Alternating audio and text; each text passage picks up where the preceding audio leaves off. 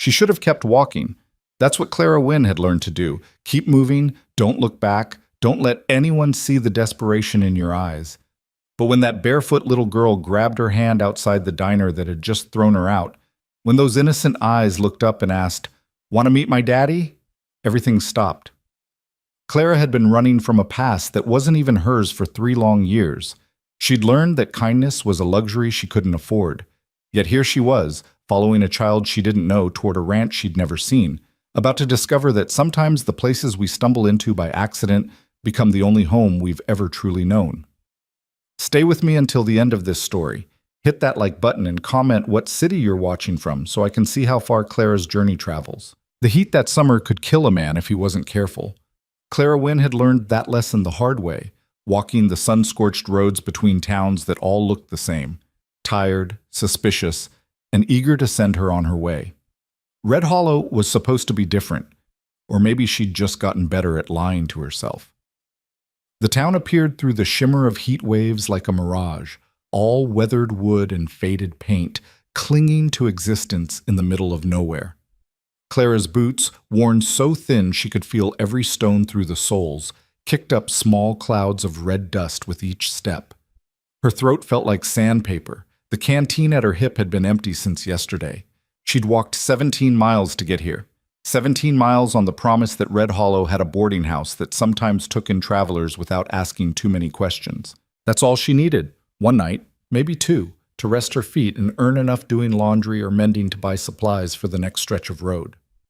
The main street was nearly empty in the afternoon heat. A few horses stood tied to posts, heads low, tails swishing at flies. An old man sat on a bench outside the general store, hat pulled low over his face. He didn't look up as Clara passed. The diner sat on the corner of Main and Cedar, a sagging structure with a hand-painted sign that read, "Maggie's Place." Through the dusty window, Clara could see people inside. Actual people, sitting at tables, eating real food. Her stomach clenched painfully. When was the last time she'd had a proper meal? 2 days? 3? She pushed open the door. The smell of fried chicken and fresh bread hit her like a physical thing, so overwhelming she had to steady herself against the door frame. Conversations died mid-sentence. Every head turned toward her. Clara had gotten used to this, the stares, the sudden silence, the way people's eyes traveled from her face to her worn clothes to the small bag she carried that held everything she owned in the world. She'd gotten used to it, but that didn't mean it hurt any less. "Help you?" The woman behind the counter was large and red-faced, wiping her hands on a stained apron. Her voice carried no welcome, only wariness. "I'd like some water, please." Clara's voice came out rougher than she intended. "And if you have any work, washing dishes, cleaning, I can pay for a meal that way." The woman's eyes narrowed. She leaned forward slightly, studying Clara's face with an intensity that made Clara want to run. Then her expression changed, shifted into something harder, colder. "You're that woman." It wasn't a question. "From the wanted posters 3 years back, Clara Wynne. Thought you looked familiar." The room temperature seemed to drop despite the oppressive heat outside. Clara felt every eye in the room boring into her back. "I served my time," Clara said quietly. "I'm just passing through." "We don't serve criminals here." The woman's voice rose, making sure everyone could hear. "And we don't have any work for thieves. I suggest you keep on passing through." "I didn't steal anything." The words came out before Clara could stop them, a reflex, a defense she'd repeated so many times it felt hollow even to her own ears. "I was wrongly convicted. If you just, I don't care what you think you did or didn't do." The woman moved from behind the counter, her bulk suddenly intimidating. "The law said you were guilty, and that's good enough for me. Now get out of my establishment before I call the sheriff." Clara's hands trembled, from exhaustion, from thirst, from the crushing weight of being judged for something she'd never done. 3 years. 3 years since she'd been arrested for stealing money from the family she'd worked for as a governess. 3 years since she'd stood in a courtroom and watched 12 men who'd never met her before decide her fate in less than an hour. 3 years since she'd learned that the truth mattered far less than who people wanted to believe. She'd served 18 months in a women's prison, 18 months of hard labor and harder lessons about how the world really worked. When they'd released her, she'd had nothing, no references, no money, no family willing to claim her. just her name on a piece of paper that said, "Released," and a past that followed her like a shadow she couldn't shake. "I just need water," Clara tried one more time, hating the pleading note that crept into her voice. "I have a few coins." "Out," the woman pointed to the door. "Now." Clara turned, her face burning with humiliation. As she walked back toward the entrance, she heard the whispers starting, the voices discussing her as if she weren't there. Imagine having the nerve to show her face in here. Probably casing the place, looking for what she can steal. Someone should warn the sheriff. The sunlight outside hit her like a slap. Clara stumbled down the 2 wooden steps to the dusty street, blinking against the brightness. Her vision swam slightly, from the heat, from exhaustion, from the familiar despair that threatened to swallow her whole every time this happened. And it happened more often than not. She needed to leave Red Hollow. That much was clear. The boarding house wouldn't take her in now. News traveled fast in small towns. By sunset, everyone would know that Clara Wynne, convicted thief, had dared to walk their streets. She'd be lucky if they just asked her to leave. In some towns, they'd done worse. Clara started walking, heading back toward the edge of town. Maybe she could find a stream before dark, refill her canteen. Maybe there would be another town in 10 or 15 miles, one where nobody recognized her face from those damned posters. Maybe, Miss, wait! The voice was small, high-pitched, and breathless. Clara turned to see a little girl running after her, bare feet slapping against the packed earth. She couldn't have been more than 6 or 7 years old, with wild, honey-colored hair that had partially escaped from 2 braids and a faded blue dress that had been patched multiple times. Her face was round and sunburned, scattered with freckles, and her eyes, deep brown and somehow ancient despite her youth, locked onto Clara with startling intensity. "Miss, you forgot something!" The girl held out her hand, and Clara saw she was holding something wrapped in a checkered cloth. "I didn't," Clara started to say, but the girl was already pushing the bundle into her hands. "You dropped it," the child insisted, with the stubborn certainty of the very young. "When you were leaving Maggie's, I saw it fall." Clara unwrapped the cloth and found half a loaf of bread and a chunk of cheese. Her throat tightened. She looked at the girl, this small stranger with dirt on her cheeks and kindness in her eyes, and couldn't find words. "I didn't drop this," Clara finally managed. You shouldn't—" "My name's Molly," the girl interrupted, rocking back on her heels. "Molly Reed. What's your name?" "Clara." She should refuse the food she knew, should hand it back and walk away before someone saw them together and decided the convicted thief was corrupting the town's children. But her hands wouldn't cooperate. They held on to that bread like it was salvation itself. "Are you hungry, Miss Clara?" Molly tilted her head, studying her with unnerving directness. "You look hungry. My daddy says you can always tell when someone's really hungry because they get a certain look in their eyes, like they're seeing something far away." Clara's vision blurred with unexpected tears. She blinked them back furiously.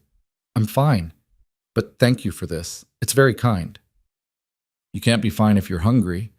Molly's logic was irrefutable. "Why won't Maggie give you food? She gives food to everyone. She even gave food to Mr. Peterson when he couldn't pay, and everyone says he's mean as a rattlesnake." Clara struggled for an explanation that wouldn't frighten the child. "I have a bad reputation. People don't trust me." "Why not?" The simple question hit harder than all of Maggie's accusations. Why not? Because 3 years ago, $200 had gone missing from the strongbox of the Garrett family in Silver Springs. Because Clara had been the last person to see Mrs. Garrett that day. Because Clara was just the governess, just the hired help, and the Garretts were important people with important friends. Because when it came down to a servant's word against a wealthy family's suspicions, the servant always lost.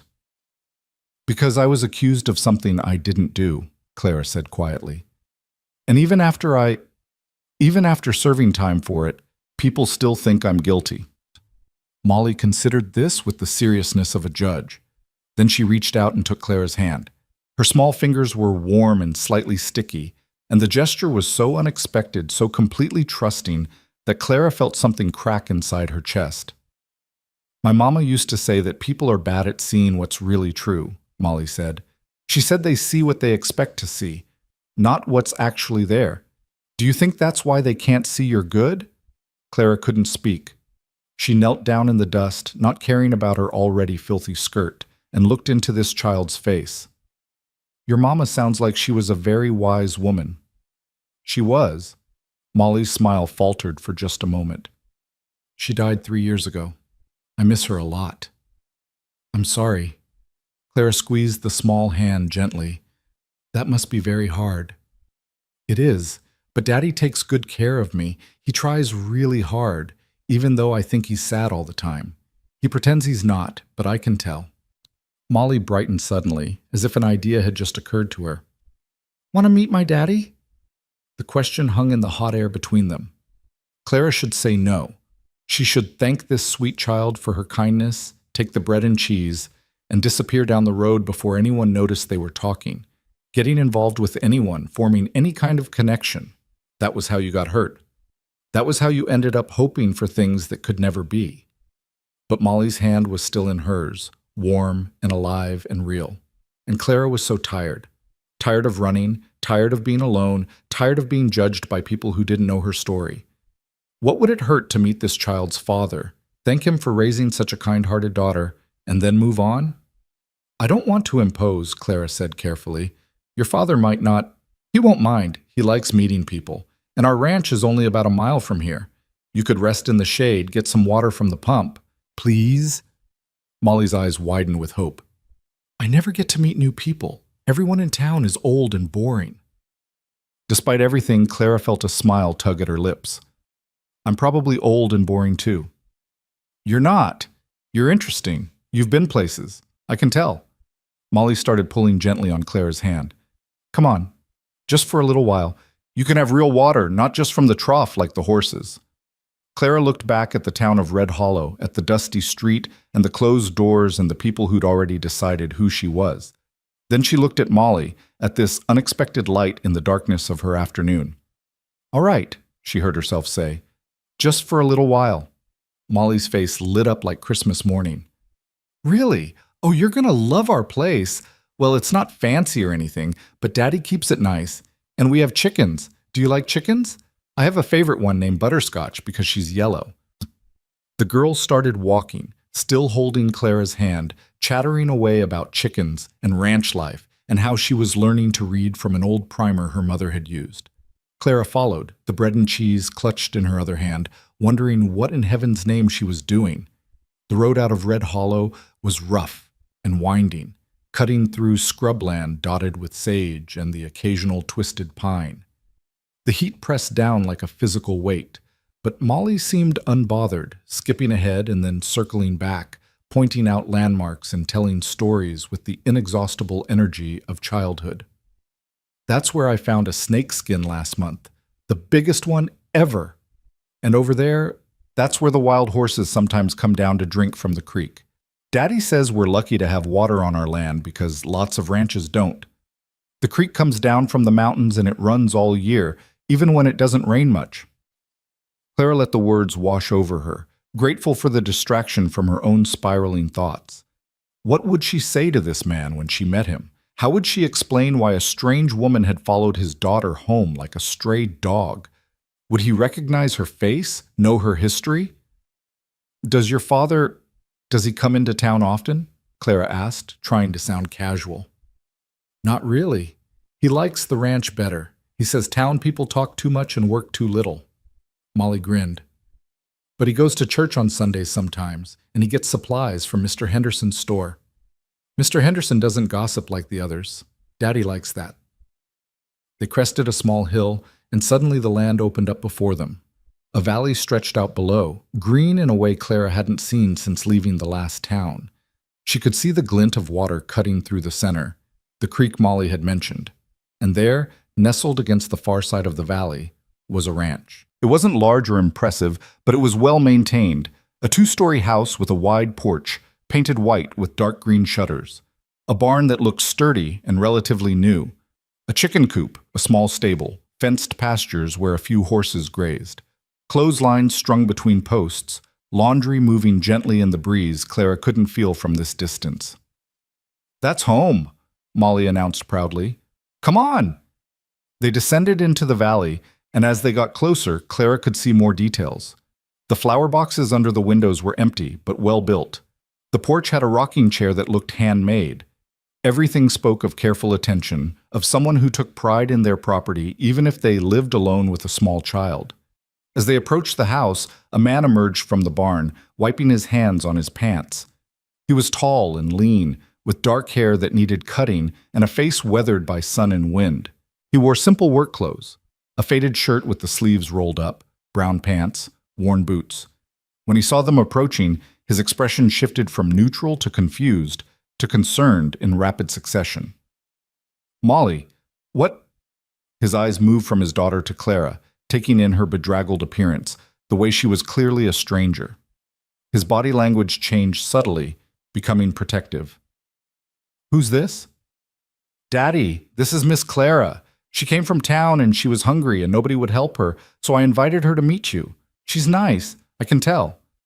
Molly spoke in a rush, as if afraid her father might interrupt before she finished her explanation. Thomas Reed, for this had to be him, looked at Clara with eyes that were wary but not unkind. They were blue, she noticed, the kind of blue that might have been warm once but had learned to guard itself. "Miss," he said, nodding slightly, "I'm Thomas Reed. I apologize if my daughter bothered you." "She didn't," Clara said quickly. "She was very kind, actually. More kind than—" She stopped herself, not wanting to complain about the town to this man who presumably had to live alongside those people. "I should go. I only walked her back to make sure she got home safe. I didn't mean to intrude." "You came from town?" Thomas's eyes sharpened. "On foot?" "Yes, I was passing through." "In this heat?" He glanced at the sky, at the sun still blazing overhead. "That's a dangerous walk without water." "I had water." The lie came automatically. "I'm fine, really. Thank you for your concern, Mr. Reed." Clara started to turn away, but Molly's hand tightened on hers. "Daddy, she needs water, real water, and maybe she could rest in the shade for a bit, please?" Molly looked up at her father with an expression that clearly said she would not take no for an answer. Thomas studied his daughter's face, then looked back at Clara. His expression was unreadable. "The pump's around the side of the house," he said finally. "You're welcome to drink your fill, and there's shade on the porch if you need to rest before you head out again." It was reluctant hospitality, offered more for his daughter's sake than out of any desire to welcome a stranger, but it was more than Clara had received anywhere else that day. "Thank you," she said quietly. "I won't stay long." She followed Molly around the side of the house, acutely aware of Thomas watching them go. The pump was exactly where he'd said it would be, a well-maintained mechanism next to a water trough. Molly worked the handle while Clara cupped her hands, and when the water finally came, it was cold and clear and tasted like salvation. She drank until her stomach hurt, until the desperate thirst that had been her companion for miles finally eased. Then she splashed water on her face and neck, feeling human again for the first time since morning. "Better?" Molly asked, grinning. "Much better. Thank you, Molly, for everything." Clara straightened, preparing to make her exit before she overstayed the grudging welcome. But Molly had other ideas. "You should see the chickens. Come on, they're really funny. Butterscotch especially. She doesn't like the rooster and she pecks at him when he gets bossy." Before Clara could protest, she found herself being pulled toward the chicken coop. And somehow, standing in the shade watching a yellow hen terrorize a rooster twice her size while Molly narrated the ongoing drama, Clara felt something she hadn't felt in years. Lightness. Just for a moment, just for a breath, the weight of her past and her uncertain future lifted. She didn't notice Thomas approaching until he spoke. "She likes you." Clara turned, startled. Thomas stood a few feet away, his expression still guarded but less hostile than before. "She's a wonderful child," Clara said honestly. "You should be very proud." "I am." Something softened in his face when he looked at his daughter. She doesn't usually take to strangers. After her mother died, she got real quiet for a long time. Didn't talk to anyone outside our property for almost a year. So if she brought you all the way out here, she must have seen something in you worth knowing. The words hit Clara harder than they should have. Worth knowing. When was the last time anyone had looked at her and seen something worth knowing? "I should go," Clara said again, but her feet didn't move. "I don't want to impose on your hospitality." "Where are you headed?" The question was simple, but Clara had no good answer. Where was she headed? To the next town, and the one after that, and the one after that? To nowhere in particular, and everywhere all at once? North, she said vaguely. There might be work in some of the mining towns. Thomas nodded slowly. Then, you look like you haven't eaten in a while. Clara's pride wanted her to deny it, but her growling stomach betrayed her. She'd eaten the bread and cheese while walking, but it hadn't been enough to erase the hollow feeling of real hunger. I'm managing, she said instead. Molly, Thomas called to his daughter. Go inside and set an extra plate for supper and wash up. You're covered in dust. Really, Mr. Reed, that's not necessary. It's nearly dark, Thomas interrupted, looking at the sky. And storms roll through these parts fast this time of year. You can eat, rest a bit, and head out in the morning when it's cooler. Safer that way.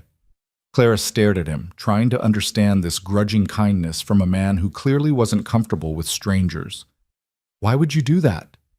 Thomas was quiet for a long moment. When he finally spoke, his voice was low. My wife used to say that we're all just one bad day away from needing mercy. I figure if someone shows up at my door in need, I can spare a meal and a night's shelter. It's the decent thing to do.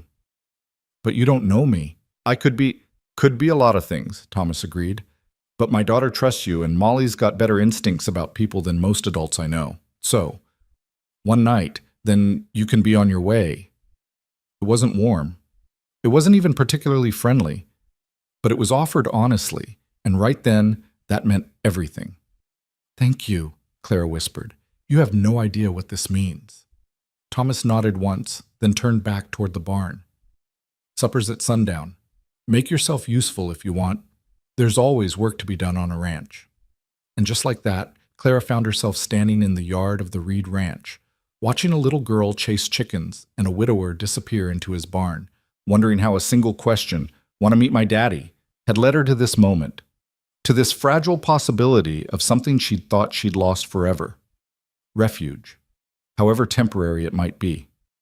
The sun began its descent toward the horizon, painting the sky in shades of orange and gold. Clara looked at the house, at the barn, at the valley spread out before her. Tomorrow she would leave. Tomorrow she would go back to being a woman without a place in the world. But tonight she would accept this gift of mercy from strangers who owed her nothing. Tonight she would let herself imagine that belonging was possible, even if only for a few hours. The screen door opened and Molly's head popped out. Miss Clara, come help me set the table. And you can tell me about all the places you've been. Clara smiled, a real smile, the first one all day, and walked toward the house. Behind her, the first rumble of distant thunder rolled across the valley. Storms were coming. She had no idea how right she was. The storm broke just as they sat down to eat, rain hammering against the windows with a violence that made the glass shudder in its frames. Clara had helped Molly set the table. Simple wooden plates, mismatched utensils, cups that had once been part of a nicer set, but now stood alone, survivors of whatever had broken the others. The kitchen was clean but sparse, functional rather than comfortable. Everything spoke of a man doing his best with limited resources and even more limited time. Thomas had made stew, thick with vegetables and chunks of beef that had simmered all day. The smell alone made Clara's mouth water. He served it without ceremony, ladling generous portions into each bowl, then cutting thick slices from a loaf of bread that looked store-bought but was still better than anything Clara had eaten in weeks. We say grace first, Molly announced, reaching for Clara's hand on one side and her father's on the other. Clara's stomach twisted with discomfort. She'd spent 18 months in prison listening to chaplains talk about redemption and forgiveness, while the system that imprisoned her saw neither. She'd stopped believing in the comfort of ritual, in the idea that words spoken over food could make any real difference in a world that ran on cruelty and chance. But she bowed her head anyway, not wanting to disrespect this family's traditions in their own home. Thomas's grace was brief and matter-of-fact. For this food and this shelter and this day that we made it through, we're grateful. Amen. It wasn't flowery or elaborate, just a simple acknowledgement of survival. Somehow, that made it more bearable. Amen, Molly echoed, then immediately grabbed her spoon. Can Miss Clara tell us about her travels while we eat? Please, Daddy? Thomas glanced at Clara, his expression unreadable. Only if she wants to. A person's business is their own.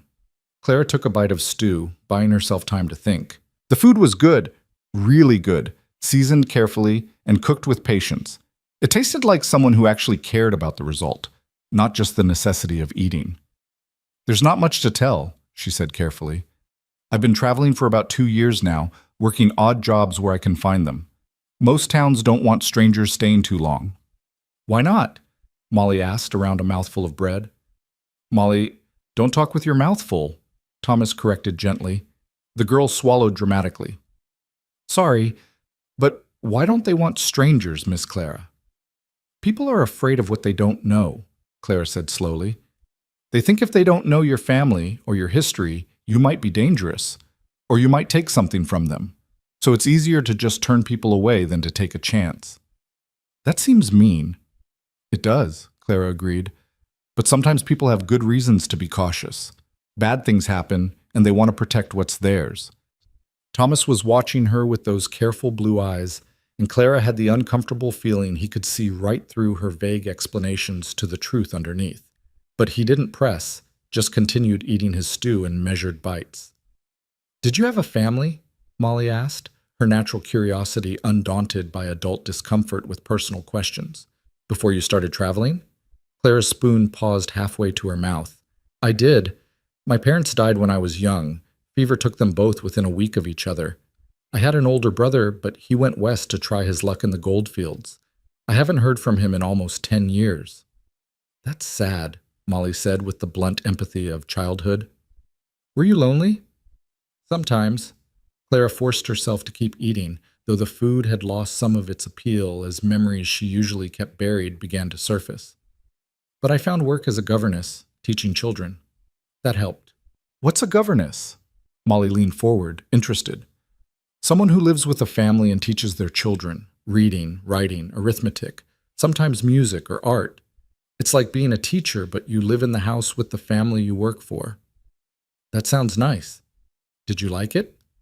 Clara thought about the Garrett family, about the 2 children she genuinely cared for, about Mrs. Garrett's coldness and Mr. Garrett's wandering hands that she'd learned to avoid, about the day the money went missing and how quickly affection had turned to accusation. Parts of it, she said neutrally. Thomas cleared his throat. Molly, let Miss Clara eat her supper in peace. You can talk her ear off after we're done. But I want to know more about Molly. Thomas's voice was firm but not harsh. We have a guest. That means we practice hospitality, which includes not interrogating her like a circuit judge. Molly subsided, though her expression suggested this was only a temporary retreat. Clara felt a rush of gratitude toward Thomas for creating space she desperately needed. They ate in silence for a while, accompanied only by the sound of rain and the occasional rumble of thunder. Clara tried not to eat too quickly, tried not to show how hungry she really was, but the warmth and safety of the kitchen combined with actual food made it difficult to maintain dignity. She ended up accepting a second helping when Thomas offered it without comment, and when she finally set down her spoon, she felt more human than she had in months. Thank you, she said quietly. That was excellent. Thomas nodded once, acknowledging the compliment. Coffee? If it's not too much trouble. He rose and moved to the stove where a battered pot sat warming. As he poured 3 cups, adding generous milk to Molly's, Clara took the opportunity to really look at him. He moved with the economy of someone used to living alone, each gesture efficient and practiced. His hands were scarred and calloused from hard work, but they handled the cups with surprising care. There was a weariness to him that went deeper than physical exhaustion, a heaviness that Clara recognized because she carried it herself. This was a man who had learned to function through grief, she realized, who had figured out how to make meals and raise a child and run a ranch while carrying a weight that never truly lifted. She wondered what his wife had been like, this woman Molly missed, and Thomas never mentioned. Miss Clara, you can sleep in the guest room, Molly announced, apparently having forgiven the earlier restrictions on her questioning. It's upstairs next to my room. We don't usually have guests, so it might be dusty, but Daddy keeps the bed made just in case. Just in case of what? Clara asked. Molly shrugged. That's what Mama used to say. Always keep the guest room ready, just in case someone needs shelter. She said you never know when you might be entertaining angels unaware. Thomas's jaw tightened almost imperceptibly, and Clara sensed she'd stumbled onto painful ground, his wife's words still echoing in this house 3 years after her death. "That's very kind," Clara said carefully, "but I don't want to impose more than necessary. I can sleep in the barn if—" "Guest room's already made up," Thomas interrupted, his tone leaving no room for argument. "Storm's getting worse. You'll stay inside." As if to emphasize his point, a particularly vicious crack of thunder shook the house, followed by a flash of lightning that briefly turned the kitchen as bright as day. Molly jumped slightly, then tried to pretend she hadn't. "I'm not scared," she declared. "Storms don't bother me." "Of course not," Clara said gravely. "You're very brave." Mama used to say storms were just the sky cleaning itself, getting rid of all the dust and heat so things could grow fresh and new. Molly traced patterns on the table with her finger. "Do you think that's true, Miss Clara?" Clara thought about the storms in her own life, the accusations, the trial, the prison, the endless wandering. Had any of it cleaned anything? Had any of it led to fresh growth? Or had it just been destruction for destruction's sake? "I think sometimes things need to be washed away before new things can grow," she said slowly. "But I also think storms can be hard to live through, even if they serve a purpose." Molly considered this with her usual seriousness. Then she yawned, a jaw-cracking yawn that she tried unsuccessfully to hide behind her hand. "Bedtime?" Thomas said, standing. "Go wash up and put on your nightgown. I'll be up in a few minutes to check on you." "But I want to talk to Miss Clara more." "Tomorrow. If the storm's passed, you can show her around the ranch before she leaves. But right now, it's bedtime." Molly looked like she wanted to argue, but something in her father's expression stopped her.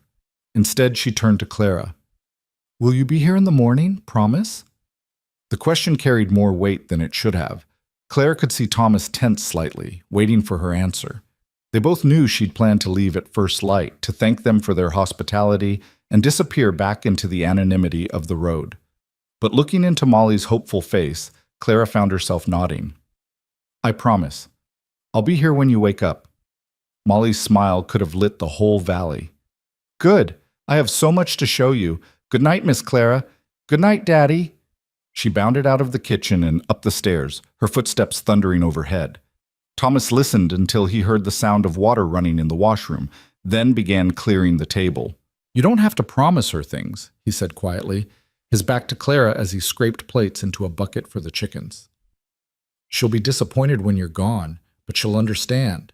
She knows people leave." The words stung more than they should have. "I wasn't planning to. I will leave. Soon. But I can stay long enough to say goodbye properly. She deserves that much." Thomas turned, studying her face with those two perceptive eyes. "What are you running from?" Clara's breath caught. "I'm not running from anything. Everyone who walks the roads like you do is running from something or toward something, usually from."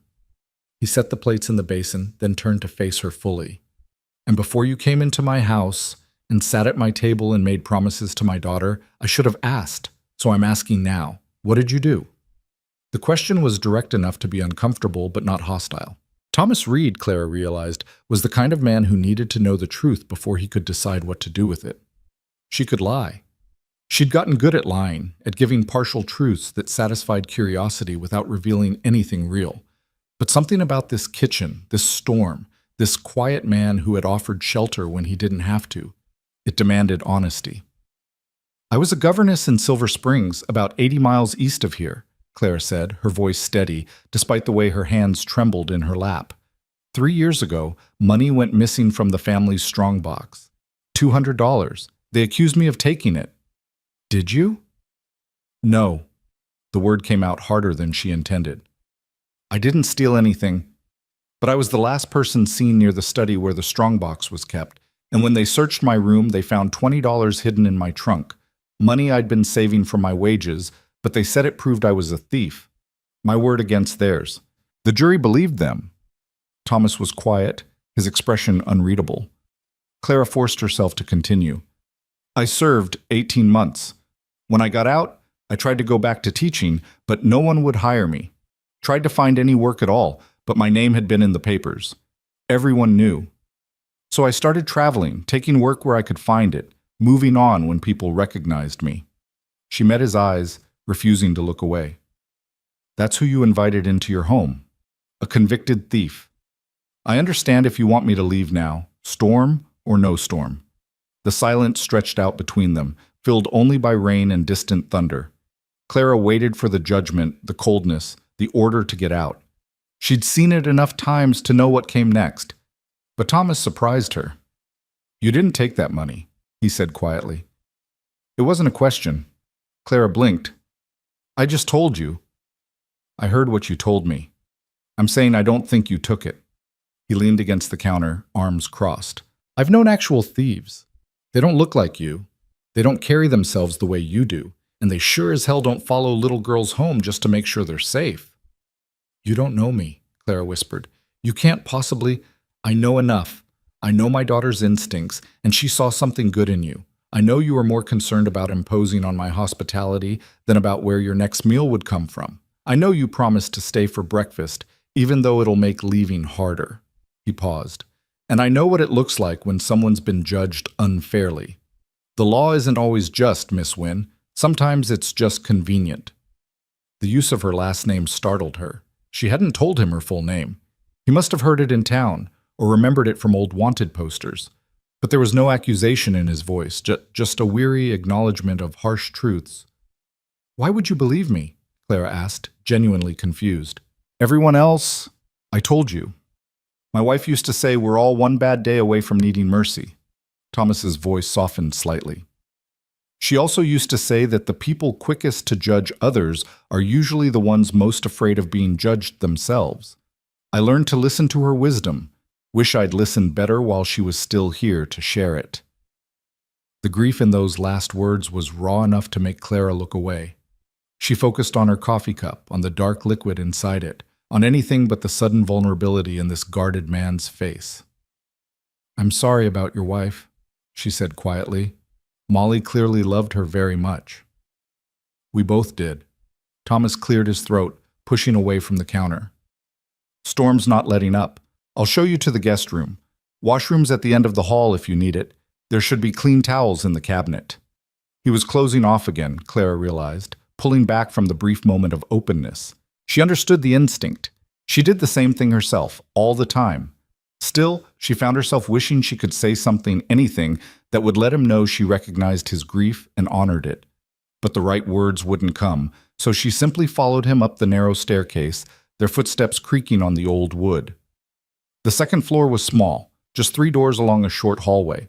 Thomas pointed to each in turn. That's Molly's room. That's mine. And this one's yours for tonight. He opened the third door, revealing a small room with a single bed, a dresser, and a window that looked out over the valley. True to Molly's warning, there was a thin layer of dust on the surfaces, but the bed was indeed made up with clean sheets and a faded quilt. A kerosene lamp sat on the dresser next to a basin and pitcher. It's not fancy, Thomas said, almost apologetically. It's perfect, Claire replied honestly. Thank you, Mr. Reed, for all of this. He nodded once, then hesitated in the doorway. You know, you could stay a few days if you wanted. The storm's probably going to wash out some of the roads anyway, make traveling difficult. And I could use help around here.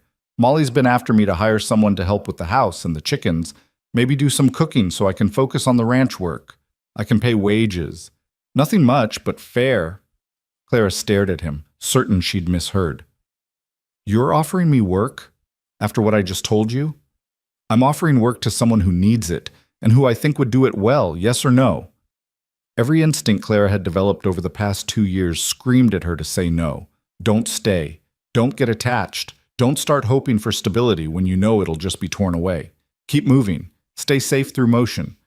But another part of her, a part she'd thought was dead, whispered different counsel. What if you stayed? What if, just this once, you let yourself rest? What if this strange little family is offering exactly what you need? Just a few days? She asked carefully. However long makes sense. For both of us. Thomas shifted his weight, uncomfortable with the prolonged conversation. Think about it. Let me know in the morning. He left before she could respond, pulling the door closed behind him. Clara stood in the center of the small room, listening to his footsteps retreat down the hall, hearing the murmur of his voice as he checked on Molly, the creak of his own door closing. She moved to the window and looked out at the storm-darkened valley. Lightning illuminated the landscape in brief, brilliant flashes, the barn, the fences, the creek running high with rainwater. It was a good piece of land, she thought, the kind of place where you could build something that lasted, if you had the strength and the help to do it. The kind of place she'd never thought she'd see again, much less be invited to stay in. Clara turned from the window and began to undress, her movements mechanical as her mind spun. She washed using the cold water in the pitcher, then slipped into the bed wearing her chemise, pulling the quilt up to her chin. The sheets smelled like lavender and dust, like something that had been carefully preserved but rarely used. The guest room, kept ready just in case someone needed shelter. She thought about Molly's words, about entertaining angels unaware, about Thomas's wife who had apparently believed in radical hospitality even in this harsh land. What kind of woman must she have been? What kind of life had she built here before death took her away? Clara closed her eyes, exhausted but unable to sleep, listening to the storm rage outside. Tomorrow she would have to decide. Stay or go? Accept this unexpected offer or stick to the safety of constant motion? The smart choice was clear. The safe choice was obvious. But somewhere between the diner's rejection and Molly's invitation, between the charity of bread and cheese and Thomas's matter-of-fact belief in her innocence, Clara had started to question whether the smart choice and the right choice were the same thing. She was still questioning when sleep finally claimed her, dragging her down into dreams where she stood at crossroads that stretched endlessly in all directions, trying to decide which way led home. Morning came slowly, the storm having exhausted itself sometime in the darkest hours before dawn.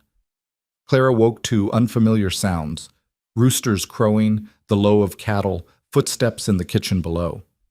For a moment she didn't remember where she was, panic rising in her chest until her eyes focused on the small window and memory returned. The Reed Ranch, Thomas, and Molly. The offer of work. She dressed quickly in yesterday's clothes, the only clothes she had, and tried to make herself presentable with the water from the pitcher.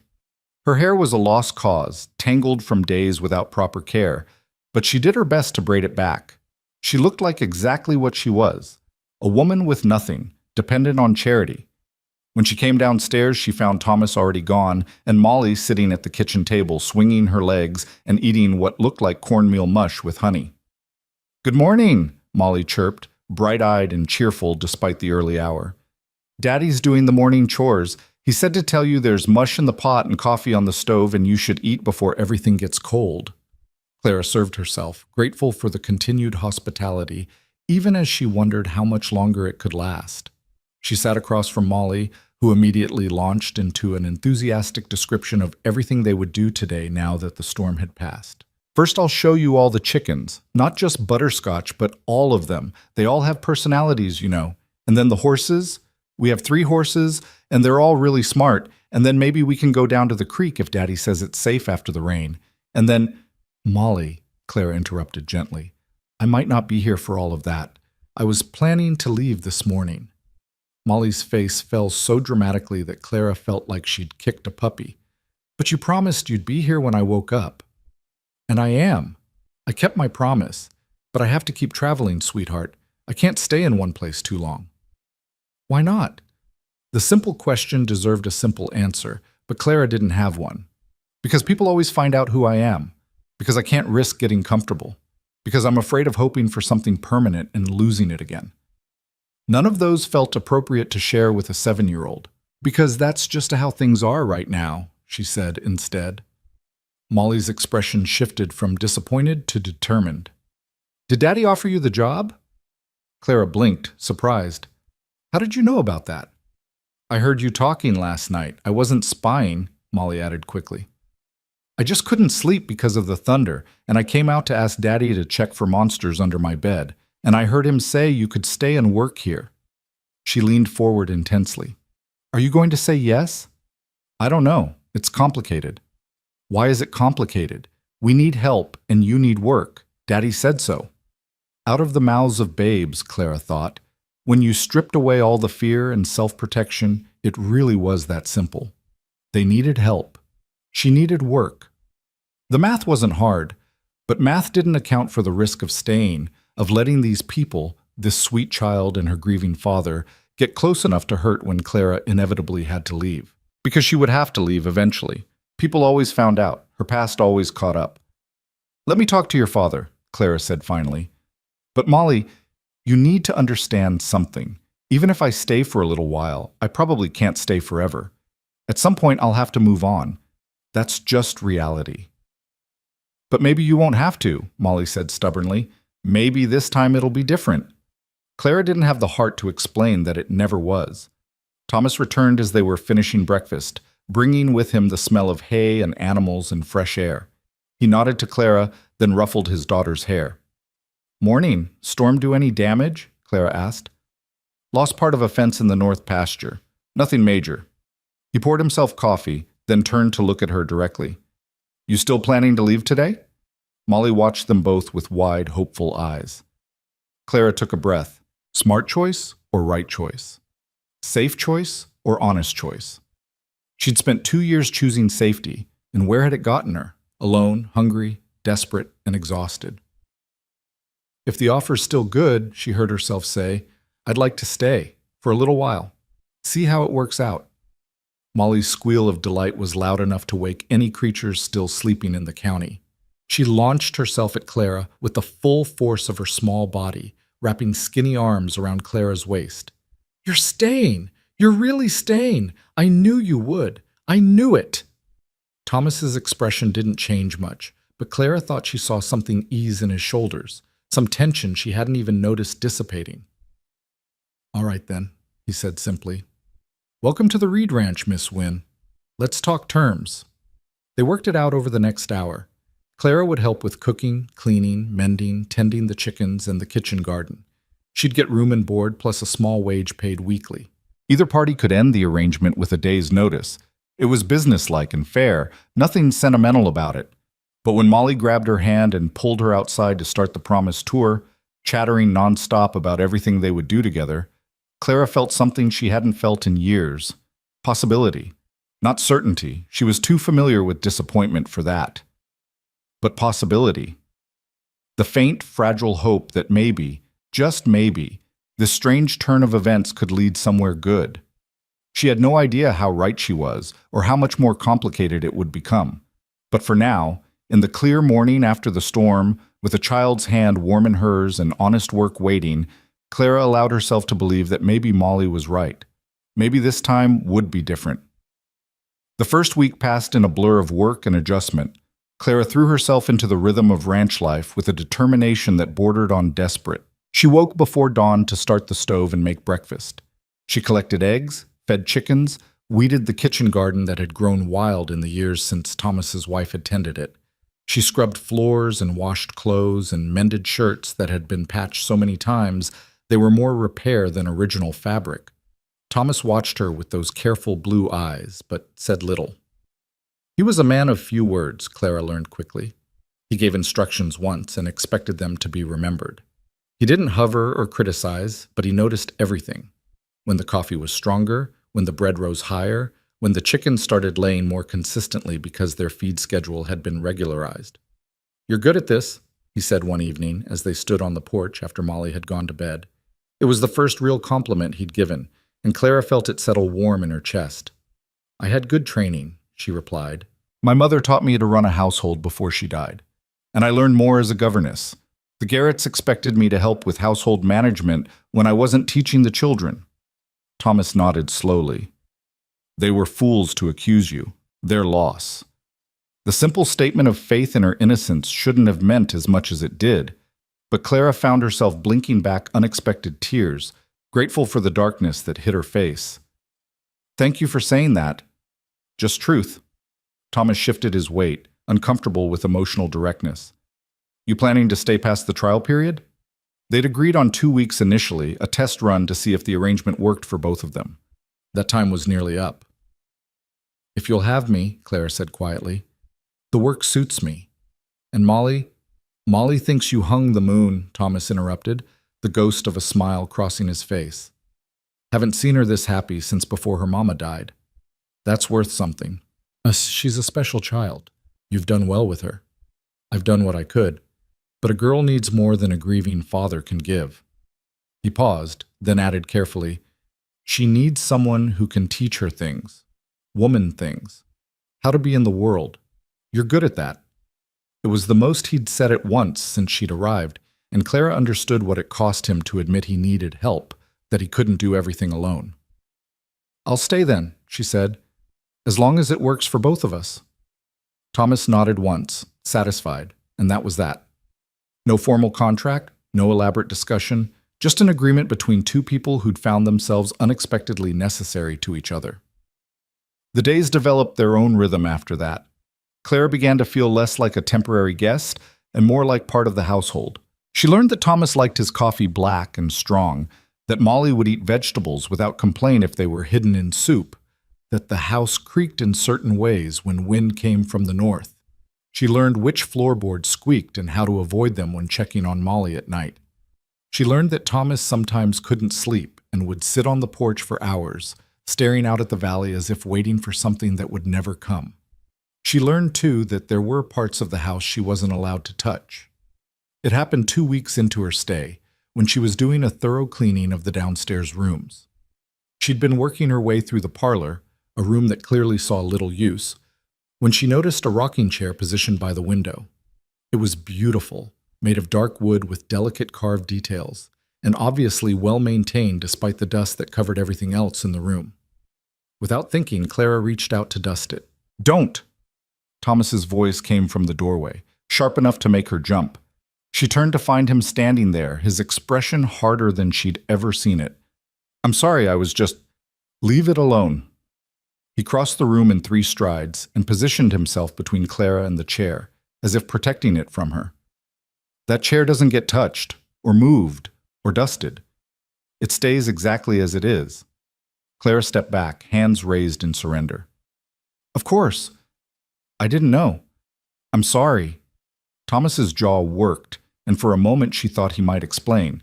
But then the hardness in his face shifted into something more familiar, the careful blankness he wore when emotion threatened to surface. "Just leave this room alone. I'll handle it when it needs handling." He left without another word, and Clara stood alone in the dusty parlor, staring at the untouched rocking chair and understanding with sudden, painful clarity this had been his wife's chair. This whole room, probably, had been hers, and Thomas had preserved it exactly as she'd left it, unable or unwilling to let any part of her go. Clara finished her cleaning in the other rooms, but her mind kept returning to that chair, to the rawness in Thomas's voice, to the grief that obviously still lived in this house like an uninvited guest. That night, after Molly was asleep, Clara found Thomas on the porch again. He didn't acknowledge her presence when she sat in the other chair, but he didn't send her away either. "Her name was Elizabeth," he said finally, his voice low. "Everyone called her Beth. She loved that chair. Her father made it for her when we got married. She'd sit there in the evenings and sew, or read, or just look out at the valley. Said it was her favorite spot in the whole house." Clara waited, sensing there was more. "She died in the winter 3 years ago, fell through ice on the creek. By the time I found her..." He stopped, swallowed hard. "Molly was 4, too young to really understand. She just knew Mama wasn't coming home." "I'm so sorry," Clara whispered. I can't imagine. I've kept that room the way it was. Haven't touched anything. Keep thinking someday I'll be ready to pack it up, to move on. But every time I try, I just can't."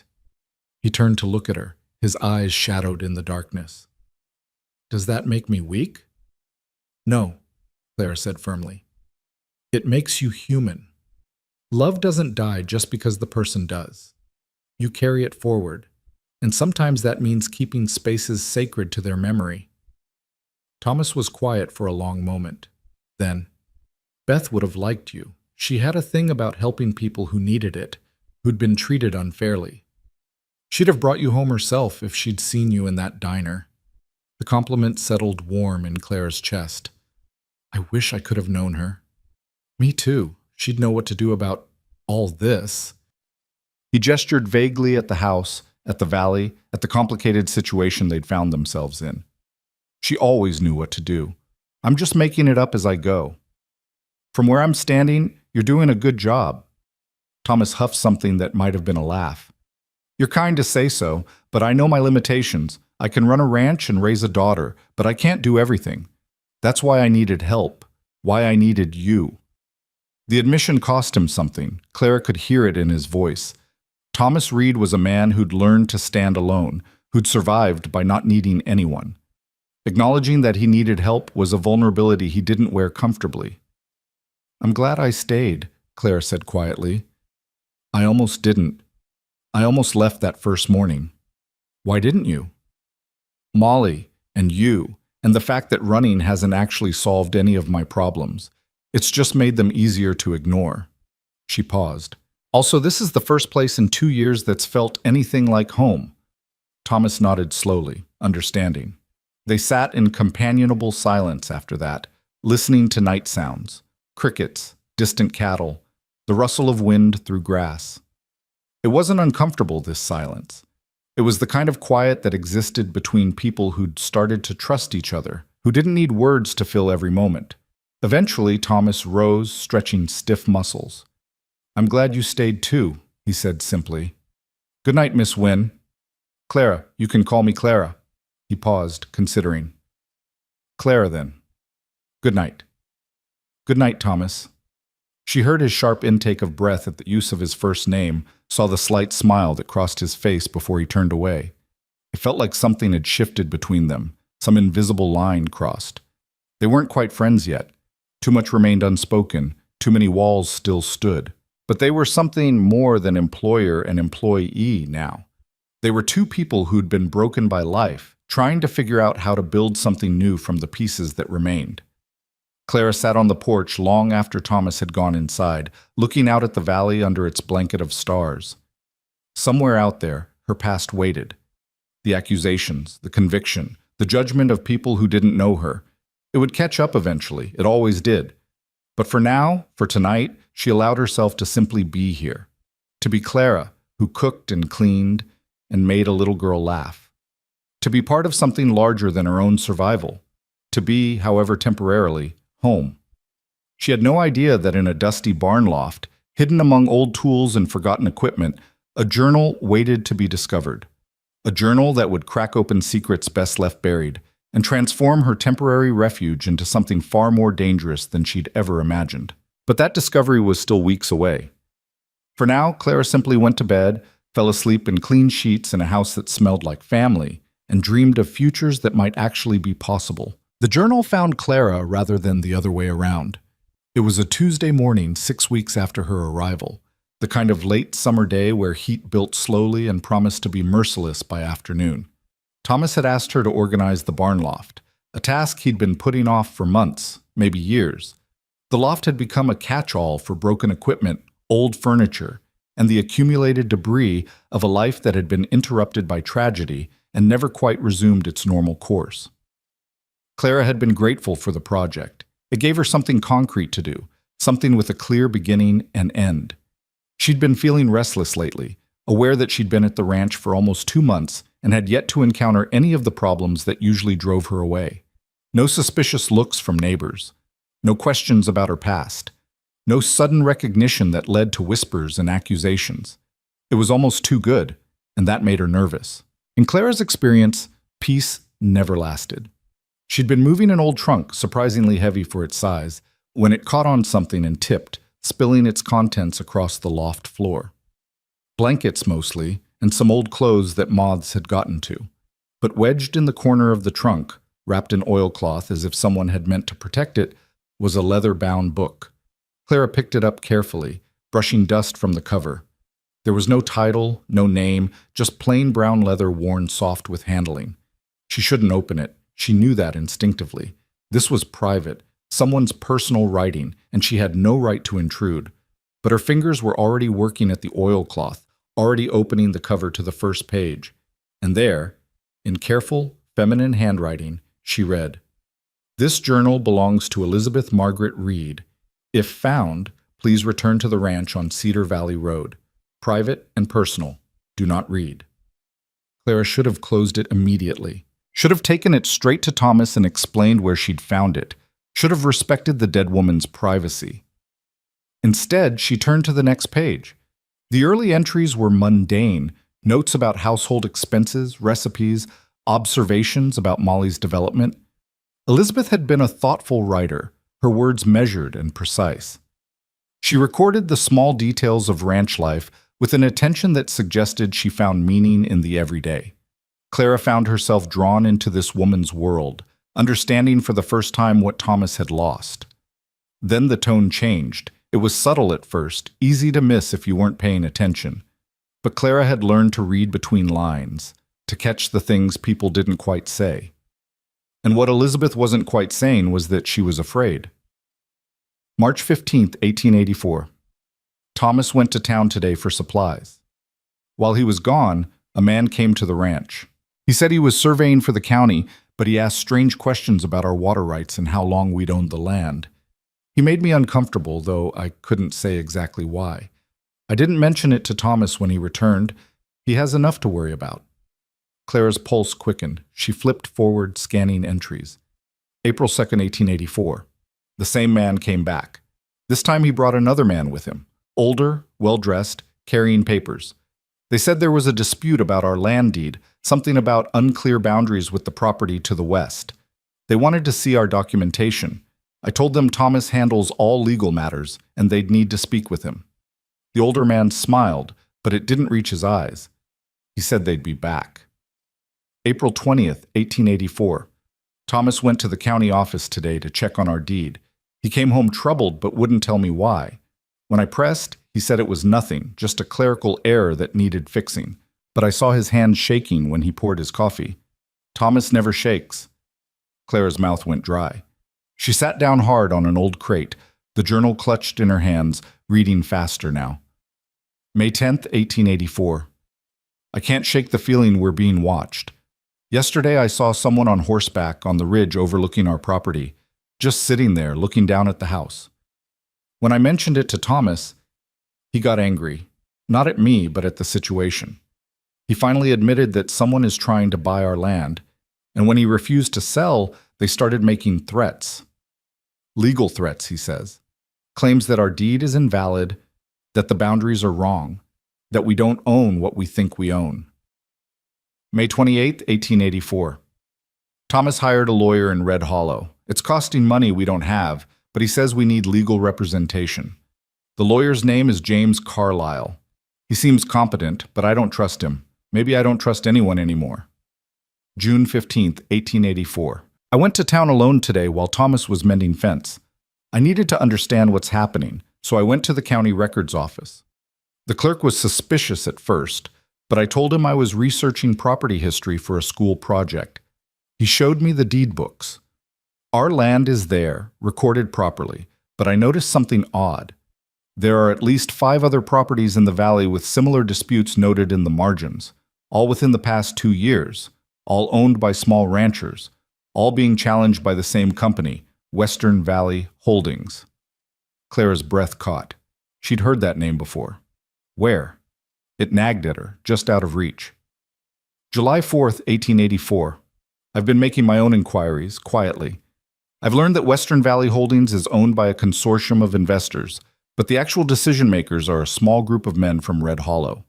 I recognize 2 of the names, Martin Garrett and Harrison Webb. Garrett is on the town council. Webb owns the bank. These are powerful men, and they want something in this valley badly enough to systematically steal it from people who can't afford to fight back. Martin Garrett. Clara's vision blurred. Martin Garrett of Silver Springs? Could it be the same man? The father of the family she'd worked for, the man whose missing money had sent her to prison? Her hands trembled as she turned pages, now desperate to understand. August 1st, 1884. I've discovered something terrible. While researching at the county office, I found records of other governesses, servants, and hired help who've been accused of theft in the past 3 years. Always in families connected to Western Valley Holdings. Always right before those families faced financial pressure or legal disputes. I think I can barely write this. I think they're manufacturing criminals to discredit witnesses or create leverage. Clara felt the world tilt sideways. The words on the page swam before her eyes. August 15th, 1884. I confronted our lawyer, Carlyle, with what I'd learned. He denied everything, but I saw the truth in his face. He's part of it. They've infiltrated the legal system itself. I'm gathering documentation, hiding copies where they won't think to look. I need proof before I can go to authorities outside Red Hollow. But I'm running out of time. Thomas has been asked to sign papers that Carlyle assures him are routine legal documents to clarify our deed. But I've seen similar papers in the county records. Once signed, they transfer property rights without the owner fully understanding what they've agreed to. September 2nd, 1884. Thomas signed the papers. He came home looking relieved, said Carlyle assured him this would resolve everything. I couldn't tell him the truth. How do you tell your husband he's been betrayed by the man he trusted to protect him? That he's just signed away his land? I've hidden copies of everything I've found in the loft, wrapped in oilcloth inside my old trunk. If anything happens to me, someone needs to know the truth. The entries ended there, abruptly, mid-crisis. Clara checked the date of the last entry, September 2nd, 1884. Elizabeth had died that December, 4 months after realizing the trap they'd walked into, 4 months of carrying that terrible knowledge alone. Clara's mind raced, pieces falling into place with sickening clarity. Elizabeth had discovered a conspiracy to steal land from small ranchers. She'd realized the legal system was compromised. She'd hidden documentation as evidence. And then she'd died in what everyone called an accident, falling through ice on the creek. But what if it hadn't been an accident? Clara stood abruptly, the journal clutched to her chest, and nearly collided with Thomas, who was climbing up the ladder into the loft. I heard something fall, he said, his eyes moving from her face to the book in her hands. What's that? Clara's mouth opened, but no words came. How could she explain? How could she tell him that his wife had discovered something dangerous, that the papers he'd signed had been part of a fraud, that everything he thought he knew about her death might be a lie? It's Beth's journal, she finally managed. I found it in a trunk. Thomas, you need to read this. You need to... You read my wife's private journal? His voice was dangerously quiet. I didn't mean to. I opened it before I realized what it was, and then I saw... Thomas, this is important. She discovered something about your land, about the men who... Give it to me. He held out his hand, his expression hard as stone. Clara handed it over, feeling like she'd just betrayed both of them. Thomas took the journal carefully, almost reverently, then turned and descended the ladder without another word. She found him an hour later on the porch, the journal open on his lap, his face gray as ash. He didn't look up when she sat down beside him. You read all of it? His voice was hoarse. Yes. I'm sorry. I should have stopped, but once I started, I couldn't. She knew. Thomas's hands tightened on the journal. She knew what they'd done, and she never told me. She tried to protect me, and it killed her. You don't know that. The ice... She was terrified of that creek, Thomas interrupted. Wouldn't go near it in winter. Said the ice was too unpredictable. I always thought she was being overly cautious, but she never went down there alone when it was frozen. Never. He turned to look at Clara, and his eyes were haunted. Someone made sure she went down there that day. Someone who knew she'd found out too much. The words hung between them, heavy with implication. Murder. That's what he was suggesting, that his wife had been murdered to silence her. The papers you signed, Clara said carefully. Do you still have copies? Carlyle kept all the originals, said it was standard practice. Thomas laughed bitterly. I trusted him. Beth tried to tell me something was wrong that night, tried to get me to wait before signing, but I was so sure she was just being worried for nothing. I told her Carlyle knew what he was doing, that I trusted him. His voice broke. I signed away our land because I was too proud to listen to my wife's instincts. Clara reached out, almost touching his arm, then stopped. You didn't know. How could you have known? She knew. That's what kills me. She figured it out, and I was too blind to see what was right in front of me. He closed the journal with shaking hands. Western Valley Holdings, Martin Garrett, Harrison Webb. These are the men who come to church on Sundays and serve on town councils. These are the men who everyone respects. Elizabeth mentioned documentation, Claire said quietly. She said she hid copies in the loft. We should look, Thomas corrected. If there's evidence up there, we need to find it, together. They climbed back up to the loft, this time working side by side, carefully unpacking the trunk where Clara had found the journal. Beneath the blankets and moth-eaten clothes, wrapped in multiple layers of oilcloth, they found a leather portfolio tied with string. Thomas's hands shook as he untied it. Inside were documents, copies of deeds, legal filings, correspondence. Elizabeth had been meticulous, organizing everything by property, dating each document, making notes in the margins in her careful handwriting. And there, near the bottom of the stack, Clara saw her own name. Her breath stopped. She pulled the document free, her vision narrowing to the words on the page. It was a legal complaint filed against her in Silver Springs, dated 3 years earlier. The signature at the bottom authorized her arrest for theft. Thomas Reed, acting as deputy legal representative for Martin Garrett. The world seemed to tilt and spin. Clara looked at Thomas, who was staring at the document with an expression of dawning horror. "That's not my signature," he said immediately. "I never signed anything for Martin Garrett. I've never even met the man." But it looked like his signature. Clara had seen him sign receipts and notes dozens of times over the past weeks. The handwriting was close enough to be convincing to anyone who didn't know better. "They forged it," Clara whispered. "They forged your signature to authorize my arrest. But why? What did I have to do with any of this?" Thomas was flipping through other documents now, his face growing paler with each page. "Here," he said hoarsely, "your family. Wynn. There's a property deed here for land in Silver Springs, owned by Robert and Catherine Wynn. Your parents?" Clara took the document with numb fingers. Yes. That was her parents' land. The small farm where she'd grown up, where they'd died when she was 17. Her brother had inherited it, then sold it before heading west to the goldfields. He'd sent her half the proceeds, enough to pay for a year at a teaching college, to start her new life as a governess. Or that's what he'd told her. "The sale date," Thomas said quietly. "Look at the sale date." Clara's eyes found the date. April 1883, 6 months before her brother had supposedly sold the property. And the buyer, Western Valley Holdings. "They stole your family's land," Thomas said, "just like they stole mine. And when you became a governess for the Garrett family, I became a liability," Clara finished, understanding flooding through her with sickening clarity. "I must have seen something or heard something, or maybe they just wanted insurance in case the Winds ever came back asking questions. So they manufactured a theft charge, got me convicted and sent away. Made sure I'd never be credible if I tried to tell anyone what really happened." Thomas was shaking his head slowly, disbelief and rage warring on his face. "This is bigger than I thought. This isn't just about my ranch. They've been doing this systematically for years, stealing land, destroying lives, corrupting the legal system to cover their tracks." Clara thought of all the nights she'd lain awake in prison, trying to understand why the Garretts had turned on her so viciously.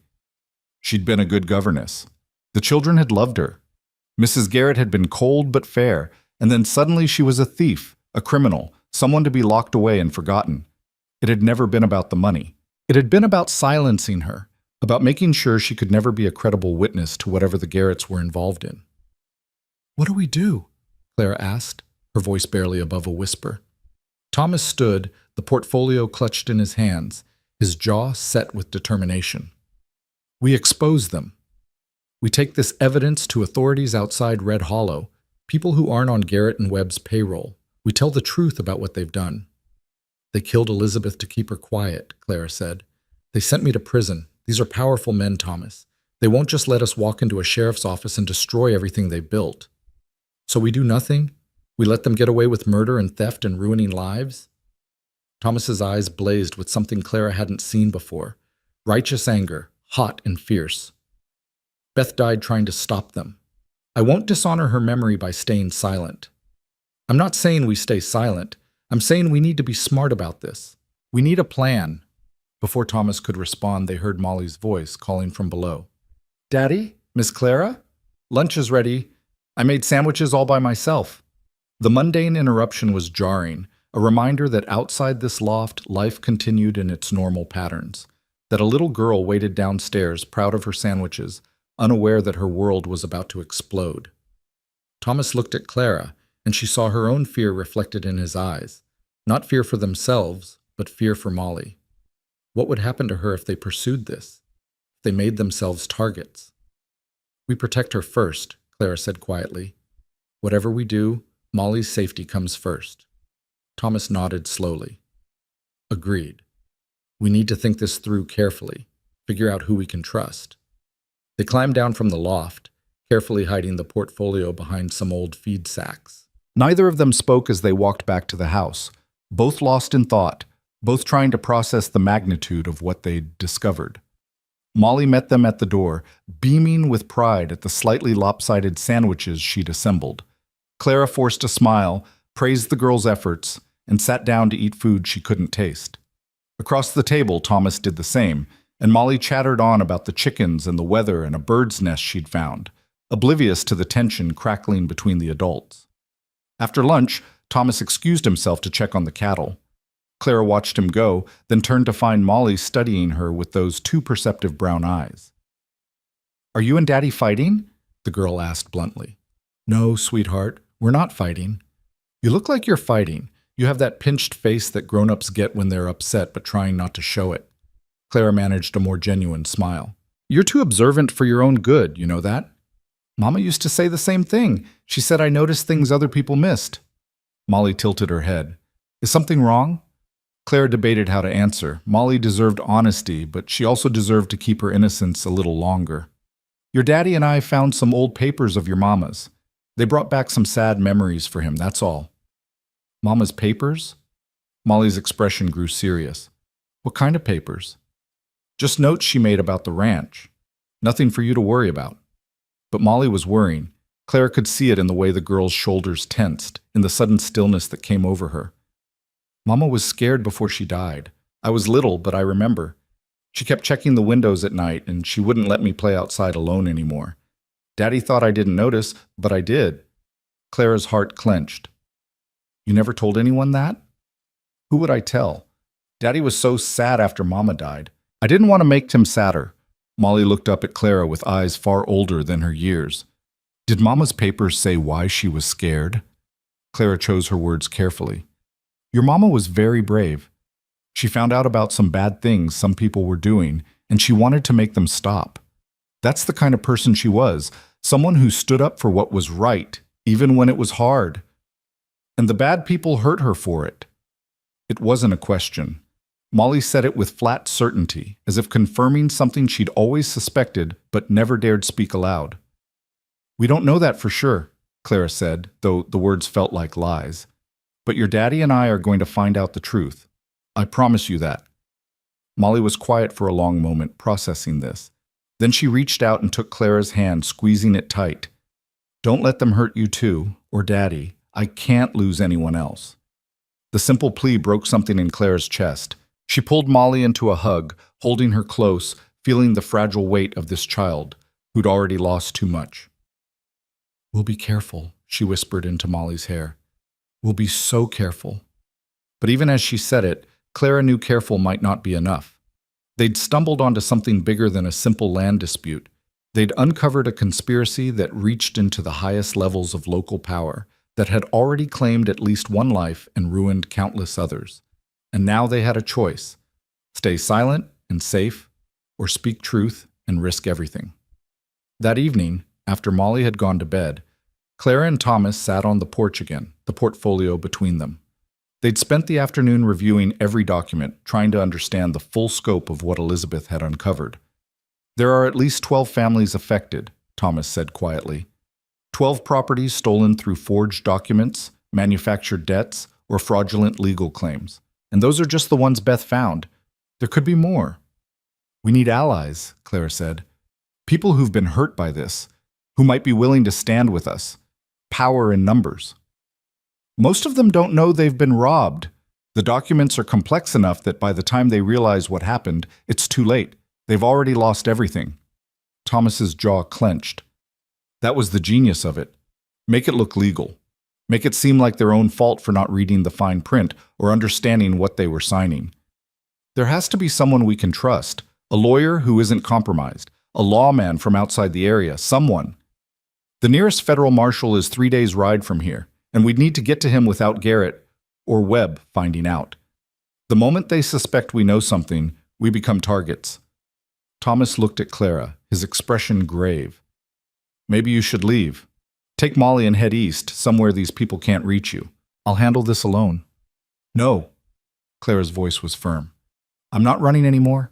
I've spent 2 years running from something I didn't do, letting powerful men define who I am and what my life is worth. This is my fight as much as yours. They stole my family's land. They sent me to prison. They took years of my life. She met his eyes. I'm staying.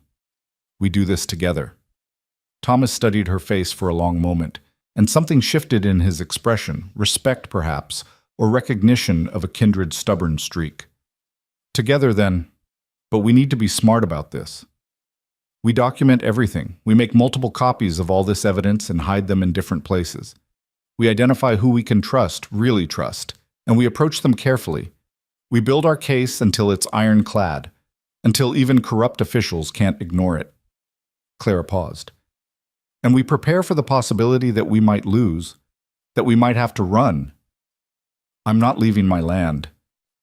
Even if staying means dying for it, even if it means putting Molly in danger. The question hung heavy between them. Thomas closed his eyes, pain etched across his features. When he opened them again, the fire had dimmed slightly, replaced by grim pragmatism. We'll prepare for all possibilities, but I won't abandon what Beth died protecting. I owe her that much. Clara nodded slowly. She understood. This wasn't just about land anymore. It was about honoring a woman who'd sacrificed everything to expose the truth. It was about justice for Elizabeth Reed and for all the other victims of Western Valley Holdings' greed. Then we start tomorrow, she said. We make copies, we hide them, and we start figuring out who we can trust. Tomorrow, Thomas agreed. They sat in silence after that, both aware that they'd crossed a line tonight, that by choosing to pursue this, they'd made themselves enemies of powerful men who'd already proven they were willing to kill to protect their interests. But they'd also found something unexpected in each other. Allies, partners in a fight neither could win alone. Clara had spent 2 years believing she had to face the world's cruelty by herself. Thomas had spent 3 years buried in grief, unable to see beyond his own loss. Together, they were something more, something stronger. Clara looked out at the valley, at the land that Elizabeth had loved and Thomas had fought to keep, and that powerful men wanted to steal. Somewhere out there, in the town of Red Hollow, Martin Garrett and Harrison Webb were sleeping peacefully, confident in their power, certain they'd gotten away with everything. They had no idea that a convicted thief and a grieving widower had just declared war on them, that Elizabeth Reed's carefully hidden documentation was about to become the weapon that could destroy everything they'd built. The fight ahead would be brutal. Clara had no illusions about that, but for the first time in years she felt something other than despair. She felt ready. The next morning arrived with deceptive normalcy. Clara rose before dawn as usual, started the coffee, began breakfast preparations. Her hands went through familiar motions while her mind raced with plans and contingencies. Thomas came down earlier than normal, shadows under his eyes, suggesting he'd slept as poorly as she had. I'm going into town, he said without preamble. Henderson at the general store. He's an honest man. Doesn't involve himself in town politics. I'm going to feel him out, see what he knows about Western Valley Holdings. Clara's stomach tightened with anxiety. Is that wise? Going into town so soon after finding all this? We need information. We need to understand who's involved and who might be willing to help. Thomas poured himself coffee, his movements controlled but tense. Besides, if I suddenly stop my normal routines, that's more suspicious than continuing as usual. He was right, but Clara couldn't shake the feeling of impending danger. Be careful what you say. If Henderson's connected to any of this, he's not. I've known him 15 years. He's a good man. Thomas met her eyes. But I'll be careful, I promise. After he left, Clara threw herself into work with manic energy. She cleaned rooms that were already clean, reorganized cupboards that didn't need organizing, anything to keep her hands busy and her mind from spinning out worst-case scenarios. Molly watched her with quiet concern, but didn't ask questions, seeming to sense that the adults were dealing with something beyond her understanding. It was mid-afternoon when Clara decided to tackle the root cellar, a cool, dark space beneath the kitchen that stored preserved foods and root vegetables. She'd been down there several times, but never thoroughly organized it. Today seemed as good a time as any to impose order on at least one small corner of the chaos. She was rearranging jars of preserves when she noticed something odd about the back wall. The stones didn't quite line up properly in one section, and when she pressed against them experimentally, she felt movement. Her heart rate picked up as she worked her fingers into the gaps, pulling carefully until several stones came loose, revealing a hollow space behind them. Inside was another oilcloth package. Clara's hand shook as she unwrapped it. More documents, these ones even more damning than what they'd found in the loft. Bank statements showing deposits to James Carlisle from Western Valley Holdings. Correspondence between Martin Garrett and various county officials, discussing how to handle property owners who refused to sell. And most damning of all, a letter in Harrison Webb's handwriting detailing a meeting with the woman who'd been asking too many questions and needed to be dealt with permanently. The date on that letter was December 10th, 1884. Elizabeth Reed had died on December 12th. Clara sat back on her heels, the letter trembling in her hands. This was it. This was the proof that Elizabeth's death hadn't been an accident. They'd planned it. They'd murdered her because she'd gotten too close to the truth. She was still sitting there, frozen with horror and rage, when she heard horses approaching the house. Multiple horses, moving fast. Clara scrambled up the cellar stairs, reaching the kitchen just as someone pounded on the front door. "Open up! Sheriff's business!" Clara's blood turned to ice. She shoved the documents into her apron pocket and forced herself to walk calmly to the door. Through the window, she could see 3 men on horseback, one wearing a sheriff's badge, the other 2 looking like hired muscle rather than deputies. She opened the door, keeping her expression neutral. "Can I help you?" The sheriff was a heavy-set man with cold eyes and a mouth that turned down at the corners. "You Clara Wynne?" "I am." "Sheriff Porter, I need to ask you some questions about your whereabouts on the night of August 15th. Clara's mind raced. August 15th was 3 days ago. She'd been here at the ranch, had never left the property. "I was here. All evening." "Why?" "There was a fire in town that night. Henderson's general store burned to the ground. Several witnesses reported seeing a woman matching your description in the area shortly before the fire started." Porter's eyes were flat, already convinced of her guilt. "Given your history of criminal activity, I'm placing you under arrest pending investigation." The words hit like a physical blow. This was it. The setup Elizabeth had warned about in her journal. They were manufacturing another crime, another conviction, another way to silence someone who knew too much. "That's impossible," Clara said, fighting to keep her voice steady. "I was here all evening. Mr. Reed can confirm it." "Mr. Reed's not here right now, is he? And even if he was, we both know how reliable the word of an employer can be when defending someone he's—" Porter let the implication hang ugly in the air. "You'll need to come with me." "She's not going anywhere." The voice came from behind Clara. She turned to see Molly standing in the kitchen doorway, her small face set with determination that echoed her mother's. "Miss Molly, this is official business," Porter said, his tone softening slightly. "Your father will understand we're just doing our jobs." "My daddy will understand that you're lying." Molly stepped forward, fearless despite being a child facing down armed men. "Miss Clara was here all night on the 15th. I know because that's the night I had a nightmare, and she sat with me until I fell back asleep. She was in my room for hours." Porter's expression hardened. "Children make mistakes about dates. It's easy to get confused." "I'm not confused, and I'm not a liar like you." Molly's voice rose, righteous anger making her shake. "You and your friends have been stealing from people. My mama found out about it, and you killed her for it." The words fell like stones into shocked silence. Porter's face went white, then red with rage. "That's a serious accusation, little girl. You better watch your mouth." "Or what? You'll kill me too?" Molly's voice broke, but she didn't back down. I know what you did. Miss Clara knows, and my daddy knows. We found all the papers my mama hid, all the proof of what you and Mr. Garrett and Mr. Webb have been doing. Clara's heart stopped. She reached for Molly, trying to pull her back, but the damage was done. Porter's expression shifted from anger to calculation, and Clara saw the exact moment he decided they'd all become problems that needed solving. "Well," he said softly, "that changes things, doesn't it?" He turned to his men. "Search the house. Find those papers." "You have no right," Clara started, but one of the men was already pushing past her, heading for the stairs. "I have every right. You're under arrest, and this property is connected to an ongoing investigation." Porter's hand moved to his gun. "Don't make this harder than it needs to be." Clara's mind raced through options, all of them bad. She couldn't fight 3 armed men. She couldn't protect Molly and the evidence simultaneously. And Thomas wouldn't be back for hours, assuming he made it back at all. For all she knew, they'd already gotten to him in town. The man searching upstairs was tearing through rooms, the sound of breaking furniture and scattering belongings audible from below. Clara thought of the portfolio hidden in the barn loft, the documents in her apron pocket. They had copies, redundancies, but if Porter found everything— "There's nothing here," the searcher called down. "Just normal household stuff." Porter's eyes narrowed. "Check the barn, the outbuildings.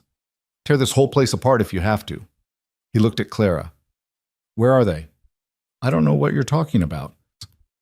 His backhanded slap came so fast Clara didn't have time to dodge. She stumbled, tasting blood, her vision swimming. Molly screamed and launched herself at Porter, small fists flailing. He caught her easily, holding her at arm's length while she kicked and fought. "Stop," Clara gasped. "Don't hurt her. I'll tell you where they are." "Clara, no," Molly cried. "It's all right, sweetheart." Clara straightened, wiping blood from her lip. "It's going to be all right." But it wasn't all right. Nothing about this was all right. Clara's mind worked frantically, trying to find a way out, a way to protect Molly, a way to salvage anything from this disaster. And then she heard it. The sound of more horses approaching, moving fast. Porter heard it too. His expression shifted to satisfaction. "That'll be the rest of my men. No point trying anything heroic." But when the riders came into view, Clara felt a surge of desperate hope. It was Thomas, and he wasn't alone. Behind him rode Henderson from the general store, very much alive and unburned, along with 3 other men Clara recognized from brief trips to town. And at the rear, wearing a federal marshal's badge, was a hard-faced older man with steel-gray hair. Thomas took in the scene in an instant, Clara's bleeding lip, Molly struggling in Porter's grip, the men searching his property. His face went cold with fury. "Let my daughter go, now!" Porter released Molly, who ran to her father, but his hand stayed near his gun. "Reed, I'm placing your employee under arrest for arson. You'd be wise not to interfere with the law."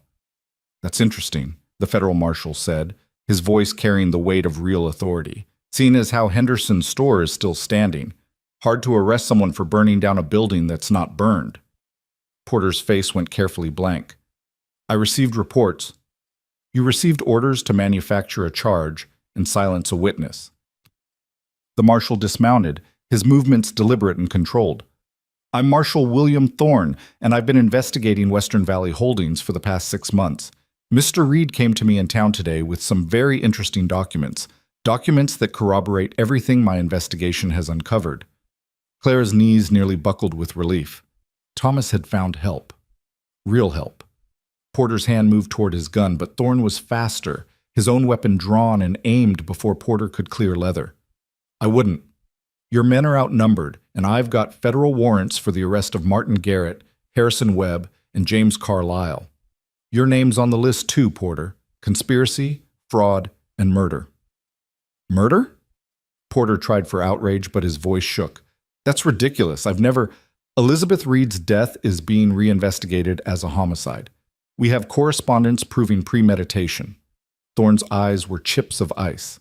"And we have witness testimony from 4 other landowners who've come forward in the past month, all telling the same story of corruption and systematic theft.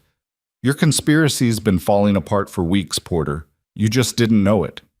The sheriff's face crumbled as he realized it was over. His men, seeing the situation clearly, carefully removed their gun belts and raised their hands. Within minutes, Thorne had them all in custody, and Clara was standing on her own porch watching the men who'd tried to destroy her life being led away in chains. Thomas dismounted and came to her, Molly still in his arms. "Are you hurt?" "Nothing serious." Clara touched her split lip gingerly. "How did you— I thought you were just going to talk to Henderson." "I was. But when I got to town, I found out that Garrett had left for the territorial capital 3 days ago in a hurry. Webb tried to withdraw all his funds from the bank yesterday, and the tellers refused. They'd already been contacted by federal investigators. The whole thing was collapsing." Thomas shifted Molly in his arms. "Henderson told me Marshal Thorne had been working undercover for months, gathering evidence. I went straight to him with what we found.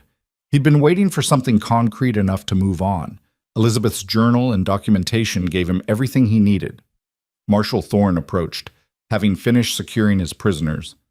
"Mrs. Wynne, I apologize for what you've endured. Your conviction is being overturned as we speak. You were a victim of a conspiracy to obstruct justice, and you'll receive compensation from the territorial government for your wrongful imprisonment." Clara could barely process the words.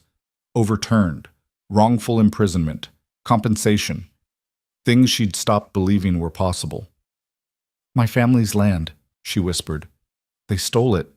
Can I—" "Property restoration is part of the restitution process. It'll take time, but yes, you'll get your land back." Thorne's expression softened slightly. "You should know, Miss Wynne, that your case was what first alerted us to this conspiracy. When we started investigating Western Valley Holdings, we noticed a pattern of arrests coinciding with property acquisitions. Your case was particularly egregious, a clear frame-up with forged authorizations. It became the thread that unraveled everything." Clara felt tears streaming down her face, too overwhelmed to stop them. 2 years. 2 years of running and hiding and believing herself permanently marked as a criminal. And it had all been a lie. A calculated cruelty designed to silence her before she even knew there was anything to speak about. "Beth's journal," Thomas said quietly to the marshal. "Will it be enough to prove what happened to her?" "Combined with the correspondence we found and testimony from several of Garrett's associates who are willing to turn evidence for lighter sentences, yes. We can prove she was murdered. We can prove who ordered it." Thorne paused. "I can't bring her back, Mr. Reed, but I can make sure the men responsible face justice."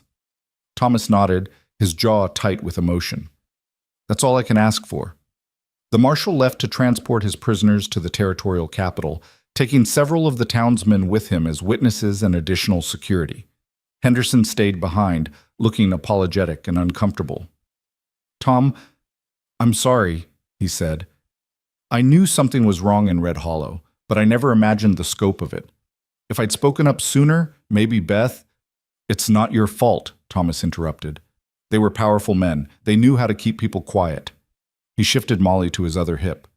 "Thank you for coming with me today, for believing us." "That's what neighbors do." Henderson glanced at Clara. "Miss Wynne, I'd like to apologize on behalf of the whole town. The way you were treated at Maggie's place, the assumptions people made, it was shameful. When word gets out about what really happened, I think you'll find folks eager to make amends." Clara managed a wan smile. "I appreciate that, Mr. Henderson." After Henderson left, the three of them stood in the yard, exhausted and stunned by how quickly everything had changed. Molly had finally stopped crying but clung to her father like a burr, her face buried in his shirt. "Is it really over?" Clara asked. "Just like that?" "The immediate danger, yes. The legal process will take months, maybe years." Thomas looked at her, his expression unreadable. "Your name's been cleared. You're free to go wherever you want now. No more running." The words should have felt like liberation. Instead, they felt like a door closing. Clara realized with sudden clarity that she didn't want to go anywhere, that this ranch, this family, had become more than a temporary refuge. Somewhere between organizing root cellars and reading bedtime stories and standing shoulder to shoulder with Thomas against corrupt men with guns, she'd stopped being a passing stranger. "Where would I go?" she asked softly. Thomas's expression shifted, hope flickering in his eyes before he could hide it. "You could rebuild on your family's land. Start fresh somewhere you have roots." "I could." Clara looked at the house, the barn, the valley stretching out before them. "Or I could stay here. if that's something you'd want." "Daddy wants it," Molly spoke up, her voice muffled but certain. "He likes you. He smiles more when you're around, and I want you to stay forever." "Molly," Thomas said, embarrassed, "that's not, you can't just—" "It's true, though." Molly lifted her head, looking between them with exasperation. "Grown-ups are so silly sometimes. You both want the same thing, but you're too scared to say it." Clara felt heat rise to her cheeks. She looked at Thomas, saw the same flush on his face, and suddenly laughed. The sound startled her, full and genuine, the first real laugh she'd had in years. "She's not wrong," Clara admitted. "I do want to stay, if you'll have me. Not just as hired help, but as—" she struggled for the right word. "As family, maybe, in whatever form that takes." Thomas set Molly down carefully, then took a step toward Clara. "I'd like that." Beth would have liked it too. She believed in second chances, in people finding their way home. His voice roughened with emotion. "You've been home for a while now, Clara. I just didn't know how to say it." Clara closed the distance between them, and when Thomas's arms came around her, it felt like the most natural thing in the world, like something that should have happened long ago. Molly wrapped herself around both their legs, creating a messy, imperfect circle of three people who'd found each other against all odds. They stood like that for a long time, holding each other in the fading afternoon light, while the valley stretched out peaceful and beautiful around them. Somewhere in town, the machinery of justice was grinding forward. Somewhere, corrupt men were facing consequences for their actions. Somewhere, the truth was finally being told. But here, in this moment, there was just relief and gratitude and the tentative hope that maybe, finally, the worst was behind them. Clara had been so wrong, she realized. The storms in life didn't always just destroy. Sometimes they washed away the lies and corruption that had been suffocating everything good. Sometimes they cleared the air enough to let new growth take root. Sometimes they brought broken people together and gave them a chance to heal. The weeks that followed were strange and overwhelming in their own way. News of the conspiracy's exposure spread through the territory like wildfire. More victims came forward, families who'd lost land, people who'd been run out of town, others like Clara who'd been falsely imprisoned or accused. The scope of Western Valley Holdings' corruption was staggering, involving dozens of officials across multiple counties. Garrett and Webb were arrested trying to flee to Mexico. Carlisle turned state's evidence in exchange for a reduced sentence, providing detailed testimony about how the conspiracy had operated. Sheriff Porter and 6 other officials were charged with various crimes ranging from fraud to murder. Elizabeth Reed's death was officially ruled a homicide. Thomas testified at the preliminary hearings, his voice steady but his hands shaking as he described his wife's fears in the months before she died. The letter discussing how to deal with her was entered into evidence. 3 men were ultimately charged with her murder. 2 hired thugs and Harrison Webb himself, who'd apparently decided that eliminating the problem directly was more efficient than trying to buy her silence. Clara attended the hearings when she could, watching the men who destroyed her life face justice. It should have felt triumphant. Instead, it mostly felt exhausting and sad, a reckoning that came too late to undo the damage they'd caused. Her exoneration was formalized in early October. A judge officially overturned her conviction, expunged her record, and issued a public apology for the miscarriage of justice. The Garrett family's assets were seized pending litigation, and Clara was awarded substantial compensation, enough to rebuild her life several times over. The town of Red Hollow reacted with mixed shame and eagerness to make amends. Maggie came to the ranch personally to apologize for throwing Clara out of her diner, tears streaming down her face as she begged forgiveness. Others followed. Townspeople who'd judged her, who'd believed the lies, who'd made her feel less than human. Clara accepted their apologies with grace she didn't entirely feel, understanding that mob mentality and powerful lies could corrupt even decent people. Through it all, the ranch remained her anchor. Thomas taught her to ride properly, to read the signs of weather changing, to understand the rhythms of the land. Molly dragged her on adventures through the valley, showing her every secret spot Elizabeth had once shown her. And slowly, carefully, Clara and Thomas built something new between them, not rushing, not trying to replace what he'd lost, but creating space for what they'd both found. One evening in late October, as winter's first hint touched the air, Clara stood in the parlor looking at Elizabeth's rocking chair. It was still there, still untouched, still holding its sacred space. "You could move it if you want," Thomas said from behind her. "Or we could move it together, make this room usable again." Clara turned to look at him. "What do you want to do?" Thomas was quiet for a long moment, thinking.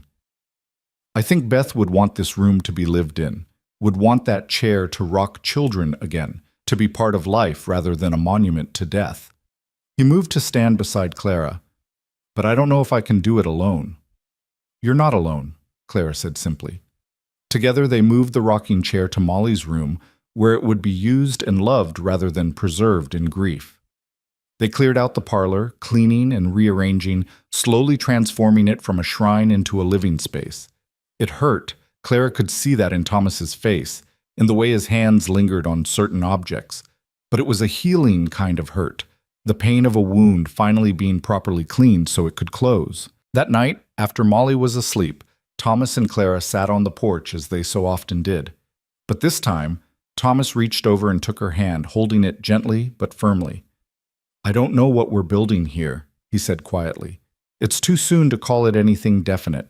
But I know I want you here, not as an employee, not even just as family, as something more." Clara's heart stuttered.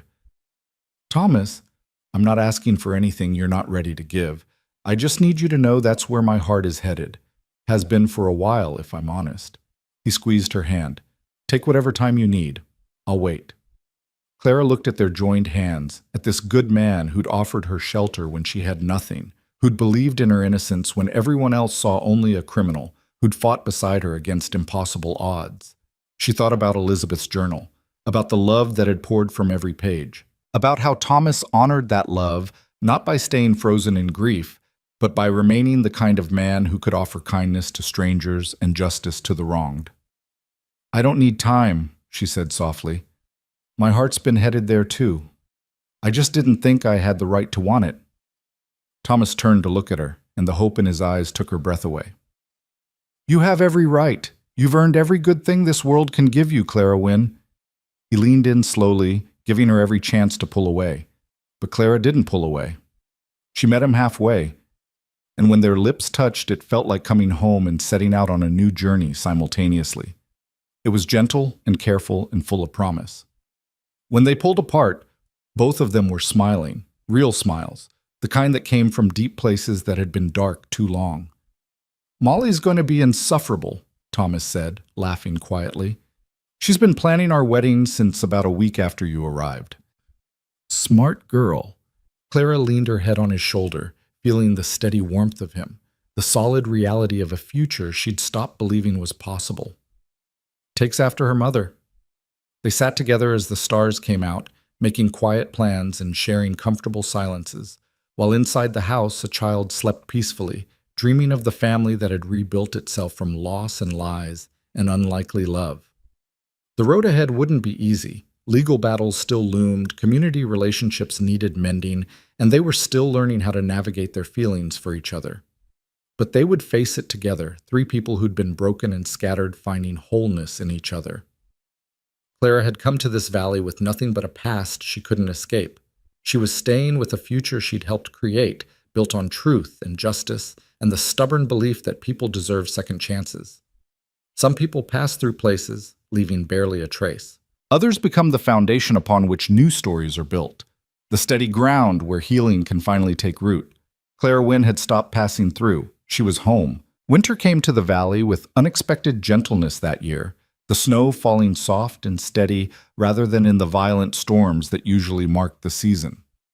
Clara stood at the kitchen window on a December morning, watching the white world transform everything familiar into something new and clean, and thought about how much had changed in the 4 months since Marshal Thorne had ridden away with his prisoners. The trials had concluded 2 weeks earlier. Martin Garrett and Harrison Webb were sentenced to 20 years in territorial prison for fraud, conspiracy, and accessory to murder. The two men who'd actually killed Elizabeth Reed were sentenced to hang, their executions scheduled for spring. James Carlisle received 10 years for his role in the conspiracy, his legal career destroyed beyond any hope of redemption. Sheriff Porter got 15 years, and 6 other officials received varying sentences based on their involvement. Clara had attended the final day of sentencing, sitting in the crowded courtroom beside Thomas and Molly. When the judge read the verdicts, she'd expected to feel triumph or satisfaction. Instead, she'd felt only a deep, weary relief. Justice had been served, but it couldn't erase the years she'd lost or bring Elizabeth back or undo the damage done to dozens of families across the territory. What it could do was draw a line. This chapter was closed. What came next was up to them. The compensation she'd received had been substantial, $10,000 for wrongful imprisonment, plus the restoration of her family's land in Silver Springs. The property was worth another $8,000 at current market rates. Clara had never imagined possessing such wealth. For weeks after the bank draft arrived, she'd simply stared at it, unable to fully comprehend what it meant. Thomas had been characteristically practical. "It's your money, Clara. You use it however you see fit. No one can tell you what to do with it." But that was the problem. Clara had no idea what she wanted to do. She'd spent so long just surviving that the prospect of actually building a life felt overwhelming. The only thing she knew with certainty was that she wanted to build it here, with Thomas and Molly, in this valley that had become home. The answer came to her one evening in late November, when Molly had been struggling over a book that was slightly too advanced for her reading level. The girl's frustration had been palpable, and Clara had sat with her for over an hour, patiently working through the difficult passages. "I wish there was a school closer," Molly had said wistfully. "Miss Peters in town is nice, but it's so far to ride every day, and she has too many students to help everyone who needs it." Thomas had looked up from the harness he was mending. "There used to be a school in the valley, years back, but the teacher left and no one ever replaced her. Most folks teach their children at home if they can read themselves. If they can't," he'd shrugged helplessly. That night, Clara couldn't sleep. She kept thinking about Molly's words, about all the children in the valley and surrounding areas who had limited access to education, about how knowledge had been her salvation, reading and writing had given her options, had made her valuable as a governess, had allowed her to document her own story when the legal system failed her. By morning, she knew what she wanted to do.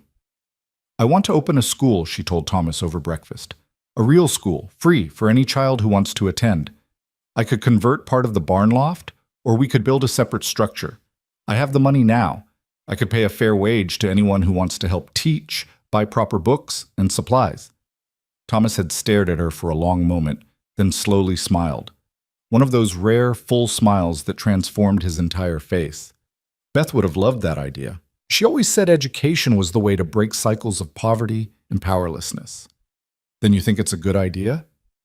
"I think it's perfect." He'd reached across the table to take her hand. "And I think we should do it together. You teach, I'll help build and maintain the space. Make it a real community resource." Molly had been so excited she'd literally bounced in her chair. "Can I help? Please. I could assist with the younger children. I could show them how to write their letters." So they'd begun planning in earnest. Thomas and several men from town had spent weeks converting the barn loft into a proper schoolroom, installing windows for light, building desks and benches, creating a space that was warm and welcoming. Clara had traveled to the territorial capital to purchase books, slates, chalk, and all the supplies a proper school needed. She'd also placed advertisements in newspapers across the territory, looking for qualified teachers who might want to join her venture. The response had been overwhelming. By early December, she had 3 teachers lined up, 2 young women fresh from normal school and an older gentleman who'd taught for years but had retired when his wife died. Together, they could offer instruction in reading, writing, mathematics, history, and even some science and art. The school was set to open after the new year, but Clara's plans extended far beyond just teaching children. She wanted to offer evening classes for adults who'd never learned to read. She wanted a lending library where anyone could borrow books. She wanted this place to become what Elizabeth had envisioned, a source of empowerment for people who'd been kept powerless too long. But there was something else she needed to do first, something more personal. On a clear day in mid-December, Clara asked Thomas to take her to the creek where Elizabeth had died. He'd gone pale at the request, his jaw tightening with old grief. "Why would you want to go there?" "Because she deserves to be remembered in that place. Because it shouldn't only hold tragedy." Clara had taken his hand gently. "You don't have to come if it's too hard. I can go alone." "No." Thomas's voice was rough but determined. If you're going, we go together, as a family. So the three of them had bundled up against the cold and walked down to the creek together, Molly between them holding both their hands. The water ran dark and swift, ice forming along the edges, but the current still strong enough to resist freezing completely. Thomas stood at the bank, staring at the spot where his wife had died, and Clara saw 3 years of grief and guilt and unanswered questions written across his face. She squeezed his hand, offering silent support. "I'm sorry I wasn't there," he whispered. "I should have been with her, should have protected her." "She knew you would have," Clara said softly. "That's why she tried to handle it alone, to protect you and Molly from danger. She died fighting for what was right, Thomas. That's not a failure, that's heroism." Molly pulled away from them and walked to the water's edge, her small face serious. She reached into her pocket and pulled out something Clara couldn't see, then tossed it into the creek. It flashed briefly in the winter sunlight. A penny, Clara realized. A penny for remembrance. "Bye, Mama," Molly said quietly. "I still miss you every day. But Miss Clara takes good care of us now. I think you'd like her. I think you'd be happy that we're happy again." She paused, then added with the brutal honesty of childhood, "It's okay if Daddy loves her too. You can both be special. Hearts are big enough for that." Thomas made a choked sound, somewhere between a sob and a laugh. He knelt beside his daughter and pulled her into a fierce hug, his shoulders shaking. Clara watched them, tears streaming down her own face, understanding that this was a watershed moment, the past being honored while the future was finally given permission to arrive. When Thomas stood again, his eyes were red but clearer than Clara had ever seen them. "Thank you," he said simply, "for knowing we needed this." They walked back to the house hand in hand, the three of them, and Clara felt the last shadow of Elizabeth's death lift. It would always be part of their story, but it no longer had to define them. They could move forward now, carrying her memory with love rather than drowning in grief. That evening, Thomas surprised Clara by asking her to walk with him out to the eastern pasture. The sun was setting, painting the snow-covered valley in shades of pink and gold. They stood together watching the light fade, their breath-making clouds in the cold air. "I've been thinking," Thomas said carefully, "about what comes next. For us." Clara's heart rate picked up. They'd been carefully dancing around the future for weeks now, both aware that their feelings had deepened into something serious, but neither quite ready to name it. "What have you been thinking?" "That Molly was right back in October. We both want the same thing, but we're too scared to say it." He turned to face her fully. "I love you, Clara. I didn't think I could love anyone again after Beth died, but you've shown me that the heart doesn't replace, it expands. There's room for both, room for honoring what was and embracing what is." Clara felt tears spring to her eyes. "I love you too. I think I have for a while now. I just didn't think I deserved—" "Stop." Thomas cupped her face gently, his thumb brushing away a tear. "You deserve everything good this world has to offer. You deserve love and security and a place to belong. And I want to give you all of that, if you'll let me." "Yes," Clara whispered. "Yes to all of it." Thomas smiled, then reached into his pocket and pulled out a small box. This was Beth's ring. She'd want you to have it, want you to wear it. But if you'd rather have something new, something that's just ours. Clara took the box with trembling hands and opened it. Inside was a simple gold band with a small sapphire, elegant in its unpretentiousness. It was perfect. "I'd be honored to wear Elizabeth's ring," she said softly. "She brought us together in a way, through her journal and her courage. This feels right." Thomas slipped the ring onto her finger, a perfect fit, as if it had been waiting for her all along. Then he kissed her, sweet and deep and full of promise, while the valley spread out around them in winter's peaceful embrace. When they returned to the house, Molly took one look at Clara's hand and let out a shriek of pure joy that probably scared every animal within a mile radius. She launched herself at both of them, talking so fast her words tumbled over each other. "I knew it! I knew you'd get married. Can I be in the wedding? Can we have a cake? Can we do it soon? Can my dress be blue? Can—" "Breathe, sweetheart," Thomas laughed, catching her mid-bounce. "We haven't even planned anything yet." "But you will, right? You'll get married soon?" Clara and Thomas looked at each other, and Clara saw her own thoughts reflected in his eyes. They'd both waited long enough for happiness. Why wait any longer? How about spring? Clara suggested. After the school opens and settles into routine, maybe in April, when the valley's starting to green up again. April, Thomas agreed. That gives us time to do it right. Molly's squeal this time was even louder. The winter months passed in a blur of preparation and planning. The school opened in early January to an initial enrollment of 23 children ranging from age 5 to 15. More students trickled in over the following weeks as word spread that the education was free and of high quality. By March, they had 40 students and a waiting list. Clara threw herself into teaching with a passion she hadn't known she possessed. These children, many from families that had been victims of Western Valley Holdings corruption, deserved every opportunity to build better futures. She worked tirelessly to reach each one, to understand their individual needs and learning styles, to make education accessible and exciting. The evening adult classes were equally successful, with parents and grandparents coming to learn the skills they'd been denied in their own youth. Clara would never forget the sight of a 60-year-old rancher painstakingly writing his name for the first time, tears streaming down his weathered face as he realized he'd finally gained the ability to sign legal documents himself, to never again be at the mercy of others who could read what he couldn't. Through it all, Thomas was her steadfast support. He expanded the barn to accommodate more students, built additional classroom space, and even taught occasional lessons on practical mathematics, how to calculate feed costs, measure acreage, understand market prices. He and Clara made a good team, their skills complementing each other perfectly. The wedding was planned for April 20th, to be held at the ranch under the old pine tree that overlooked the valley. It would be simple, just family and close friends, a celebration of new beginnings rather than a grand social event. Clara had no desire for elaborate ceremony. What mattered was the commitment they were making to each other and to Molly, the family they were choosing to become. Maggie from the diner insisted on making the cake, her way of continuing to make amends for that first day.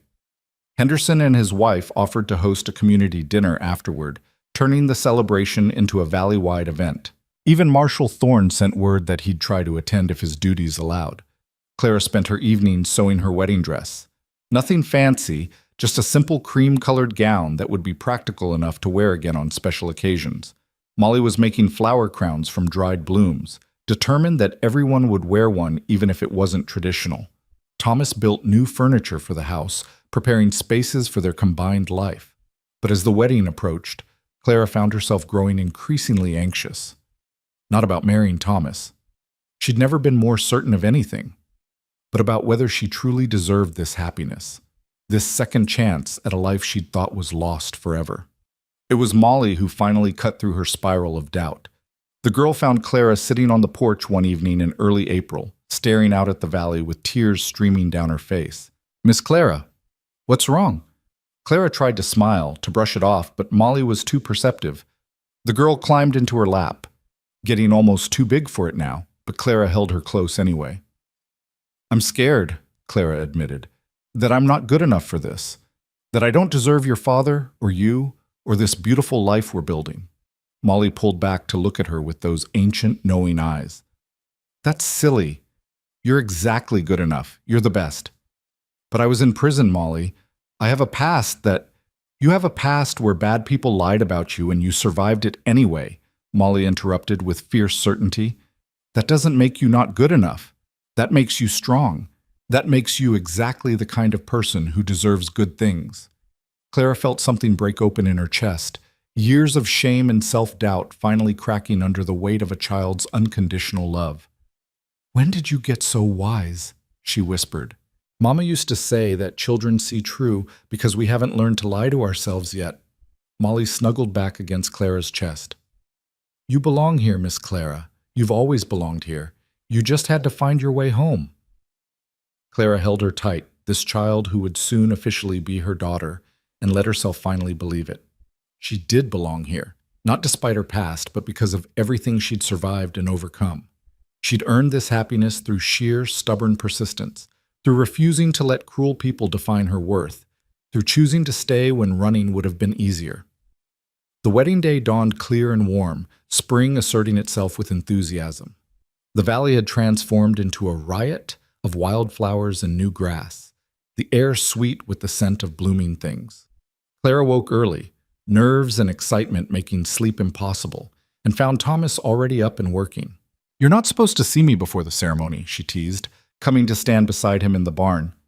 "Traditional nonsense," Thomas said, but he smiled. "Besides, I've seen you every day for 9 months. Not seeing you for a few hours isn't going to make the ceremony more special. You already make every day special just by being in it." Clara's heart melted. "That's possibly the sweetest thing you've ever said to me." "Don't get used to it. I'm not good with words." But his eyes were soft with affection. "Are you ready for this? Really ready? Because once we say those vows, I'm not letting you go. You're stuck with me and Molly and this ranch, and probably a dozen more problems we haven't even encountered yet." "I'm counting on it," Clara said, rising on her toes to kiss him. "I've been running my whole life, Thomas. I'm done running. Whatever comes next, we face it together." The ceremony that afternoon was everything Clara could have hoped for. The whole valley seemed to have turned out. Families they'd helped through the school, people whose land had been restored, townsfolk who'd learned the truth and wanted to show their support. Even some of the other teachers from the school had traveled out to attend. Marshal Thorne arrived just as they were starting, looking tired but pleased. "Wouldn't miss this," he told them. "Besides, I wanted to bring you something." He handed Clara an envelope. "This arrived at my office last week. Thought you'd want to see it." Clara opened it with shaking hands. Inside was a letter from her brother, the first she'd heard from him in over a decade. He'd read about her exoneration in a San Francisco newspaper and had been desperately trying to track her down. He was married now, with 3 children, managing a successful freight business. He wanted to reconnect, to make amends for disappearing when she'd needed family most. Clara read through tears, overwhelmed by the flood of emotions. Her brother was alive. He wanted to know her again. After years of believing herself utterly alone in the world, she had family beyond Thomas and Molly. "He says he wants to visit," she told Thomas, her voice shaking. "Wants his children to know their aunt." "Then we'll welcome them," Thomas said simply. "Family's important. We'll make room." They stood under the old pine tree as the sun began its descent toward the horizon, facing each other while a traveling minister, a friend of Marshal Thorne's, led them through their vows. Clara spoke her promises clearly, meaning every word. To love and honor, to stand beside through whatever came, to build a life together based on truth and trust and stubborn hope. Thomas's vows were simpler, but no less profound. "I promise to be worthy of your faith in me, to protect what we're building here, to love you for exactly who you are, not who anyone thinks you should be, and to make sure you never doubt that you belong, that you're home." When they kissed, sealing their promises, the assembled crowd erupted in cheers and applause. Molly rushed forward, throwing her arms around both of them, and Clara felt the last piece of her broken heart click into place. The celebration afterward was joyous and chaotic, with more food than they could possibly eat, and music from a local fiddler who played until his fingers cramped. Clara danced with Thomas, with Molly, with Henderson and Marshal Thorne, and half a dozen students from the school. She laughed until her sides hurt, ate until she was stuffed, and basked in the warmth of being surrounded by genuine community.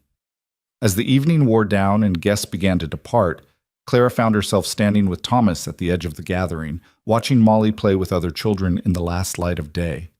"Did you ever imagine this?" Thomas asked quietly. "When you showed up here last summer, starving and desperate, did you think it could lead to this?" Clara thought about that woman who'd been turned away from the diner, who'd followed a strange child home because she had nothing left to lose. That woman had been so certain that happiness was for other people, that she was permanently broken by what she'd endured. "No," she admitted, "I couldn't have imagined any of this, but I'm so grateful I stayed long enough to find out what was possible." Thomas pulled her close, and they stood together watching their daughter, because Molly was Clara's daughter now, legally and completely, laugh and play in the twilight. Around them, the valley stretched out in peaceful beauty, transformed by spring but eternal in its strength. "Thank you," Thomas said softly, "for staying, for believing, for helping us become a family again." "Thank you for seeing me," Clara replied. "Not my past or my mistakes or the lies people told about me. Just me. They stood in comfortable silence as darkness fell and the stars emerged one by one. Eventually, they would go inside to their home, expanded now to accommodate their growing family. Tomorrow, Clara would return to teaching and Thomas to ranching, and they'd continue building the life they'd chosen. There would be challenges ahead, inevitable difficulties that came with any life fully lived. But tonight, Clara allowed herself to simply exist in this moment of perfect peace. She thought about the pendant Thomas had given her last month, engraved with words that captured her entire journey, not passing through anymore. She'd arrived in Red Hollow as a ghost of her former self, convinced that permanent belonging was impossible for someone with her history. She'd been so wrong. Belonging wasn't about having a perfect past or an unblemished reputation. It was about finding people who saw your truth and chose to stand with you anyway. It was about building something worth staying for, worth fighting for, worth calling home. Clara Wynne Reed, and oh, how she loved having that full name now, had finally stopped running. She'd put down roots in unlikely soil and somehow, impossibly, had grown into something beautiful. The woman who'd been broken by injustice had become a teacher who empowered others to stand against their own injustices. The woman who'd been lost had become a mother to a child who needed her. The woman who'd been alone had become a wife to a man who'd been alone too. And together they'd found that healing was possible when you had someone to share the burden. Some people pass through places, leaving barely a trace. Others become the foundation upon which entire communities are built. Clara had become the latter, not through any grand design, but through small acts of courage repeated daily. Through choosing to stay when leaving would have been easier. Through choosing to trust when suspicion would have been safer. Through choosing to love when loss seemed inevitable. The school would continue to grow, eventually expanding to include a proper lending library and hosting lectures from traveling scholars. Clara's brother would visit next year with his family, beginning a reconciliation that would enrich all their lives. Molly would grow up strong and educated, eventually becoming a teacher herself, carrying forward the legacy her mothers, both of them, had begun. The valley would thrive as the stolen land was returned and honest governance replaced corruption. But all of that was future. Tonight, Clara simply stood with her husband and watched their daughter play under emerging stars, feeling the weight of belonging settle warm and permanent in her chest. She was home. Finally, impossibly, completely home.